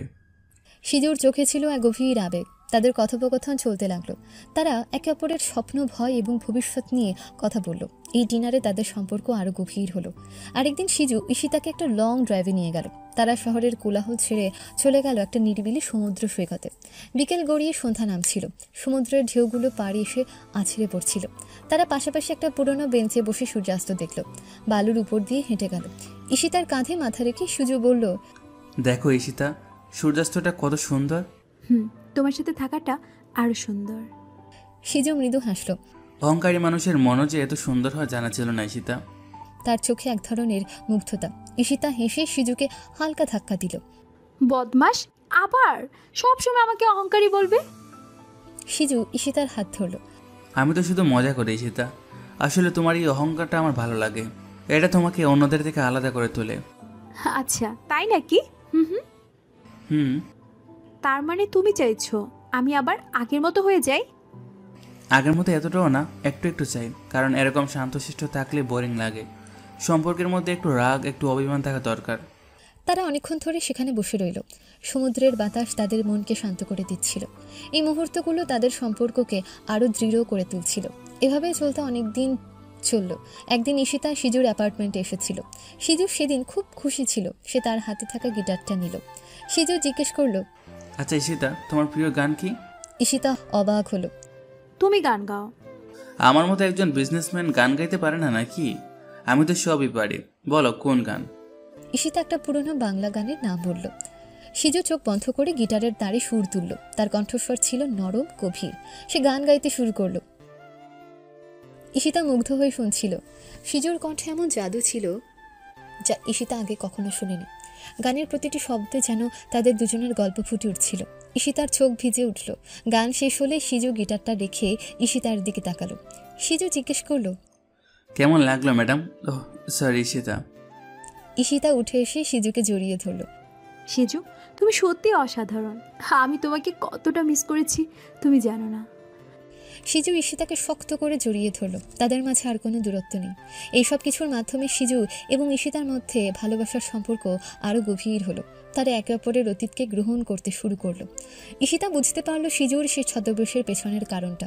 সে সিজুর সততা, তার আত্মসম্মান আর তার ভেতরের ভালো মানুষটাকে দেখতে পেল। সিজু ঈশিতার অহংকারের আড়ালে থাকা সংবেদনশীল মনটাকে আবিষ্কার করলো। একদিন রাতে তারা ডিনারের পর ঈশিতার অ্যাপার্টমেন্টে বসেছিল। ঈশিতা বলল, সিজু, আমি এখন আর তোমার অতীত নিয়ে কোনো প্রশ্ন করব না। আমি জানি তুমি যা করেছো তার পিছনে তোমার নিজস্ব কারণ ছিল, আর আমি তোমাকে বিশ্বাস করি। সিজু ঈশিতার হাত ধরল। আর আমি তোমার অহংকার নিয়ে কোনোদিনও আর কোনো কথা বলবো না ঈশিতা, কারণ আমি জানি তোমার অহংকারের আড়ালে একটা নরম মন আছে, আর সেই মনটা শুধু আমাকে ভালোবাসে। ঈশিতা হেসে সিজুর কাঁধে মাথা রাখল। আর তোমার মতো বদমাইশকে আমারই শুধু সহ্য করতে হয়? তাহলে আমরা কি আমাদের ভবিষ্যৎ একসাথে কাটানোর সিদ্ধান্ত নিতে পারি ম্যাডাম? সিজু তার চোখে তাকিয়ে জিজ্ঞেস করলো। তার কণ্ঠে এক গভীর আবেগ। ঈশিতার চোখে আনন্দের ঝলক। আমি আর কি চাইবো সিজু? তুমি আমার জীবনে ফিরে এসেছো, এটি আমার কাছে সব। আমি তোমার সাথে আমার সারা জীবন কাটাতে চাই। তারা একে অপরকে জড়িয়ে ধরল। তাদের ভালোবাসা আর কোনো লুকানো জিনিস নয়, তা এখন প্রকাশ্য। তাদের মধ্যকার প্রতিটি খুনসুটি, প্রতিটি হাসি, প্রতিটি চোখের চাহনি সব কিছুই যেন তাদের গভীর ভালোবাসার প্রমাণ দিচ্ছিল। তাদের সম্পর্ক এখন এক নতুন পথে, যেখানে আছে শুধু বিশ্বাস, বোঝাপড়া এবং অদম্য ভালোবাসা। তাদের সম্পর্ক এখন শুধু খুনসুটি বা বোঝাপড়ার মধ্যে সীমাবদ্ধ নেই, বরং এক অটুট বন্ধনে পরিণত হয়েছে। তারা একে অপরের পরিপূরক হয়ে উঠেছে। পুরনো সব অভিমান আর ভুল বোঝাবুঝি তাদের সম্পর্ককে আরও মজবুত করেছে। একদিন সন্ধ্যায় সিজু ঈশিতাকে নিয়ে গিয়েছিল শহরের বাইরে, একটা নির্জন পাহাড়ি উপত্যকায়।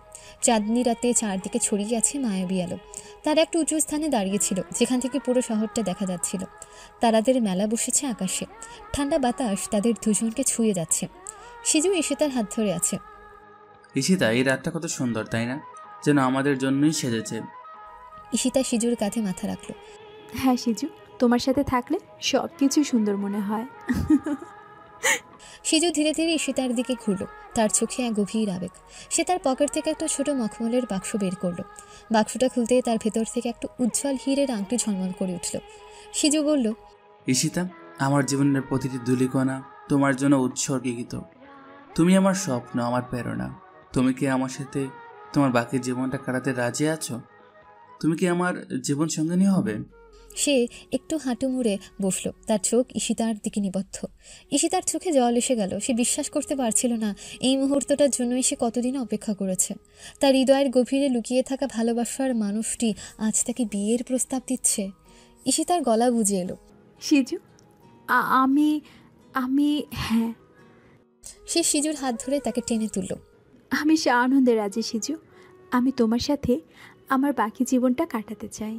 সিজু হাসল। তার মুখে সেই চেনা ফোকলা দাঁতের হাসিটা আজ যেন আরও উজ্জ্বল। সে ঈশিতার আঙ্গুলে আংটিটা পরিয়ে দিল। আংটিটা ঈশিতার হাতে ঝলমল করে উঠল। সিজু ঈশিতাকে শক্ত করে জড়িয়ে ধরল। তারা দুজনেই রাতের আকাশের নিচে দাঁড়িয়ে আছে। তাদের ভালোবাসা যেন তারাদের মতো উজ্জ্বল হয়ে উঠেছিল। সিজু এবং ঈশিতার বিয়ের খবর মিডিয়াতে বেশ আলোচিত হলো।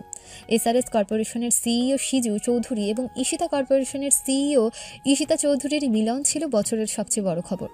দেশের সেরা ব্যবসায়ীরা, মিডিয়া ব্যক্তিত্বরা, সমাজের গণ্যমান্য ব্যক্তিত্বরা তাদের বিয়েতে উপস্থিত ছিল। বিশাল এক প্রাসাদের মতন কমিউনিটি সেন্টারে তাদের বিয়ের আয়োজন করা হয়েছে। পুরো স্থানটা ফুলের সাজে, আলোর রোশনাইতে ঝলমল করছে। ঈশিতা লাল টুকটুকে বেনারসি শাড়িতে সেজেছে, তার মুখে এক ধরনের স্বর্গীয় হাসি। সিজুর পরনে ছিল সুসজ্জিত শেরওয়ানি। বিয়ের প্রতিটি মুহূর্ত ছিল ক্যামেরাবন্দি, আর মানুষের মুখে ছিল শুধু তাদের দুজনের প্রশংসা।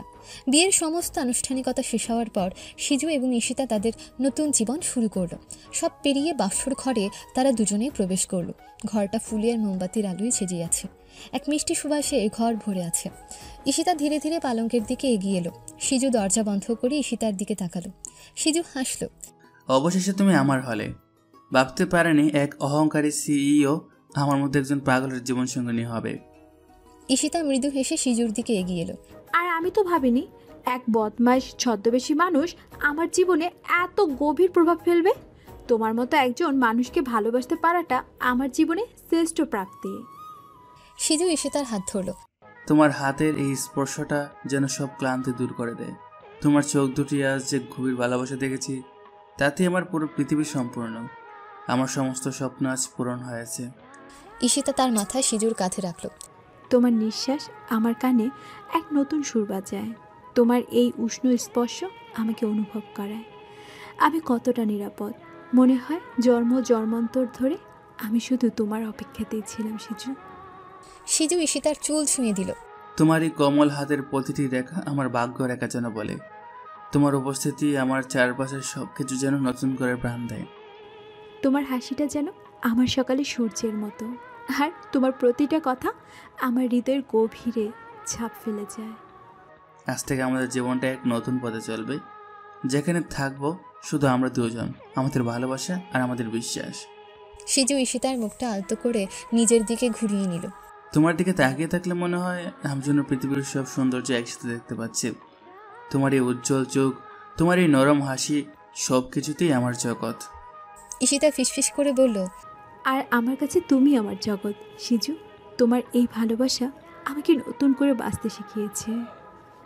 তারা একে অপরের বাহুডোরে আবদ্ধ হলো আর হারিয়ে গেল কল্পনার বাইরের জগতে।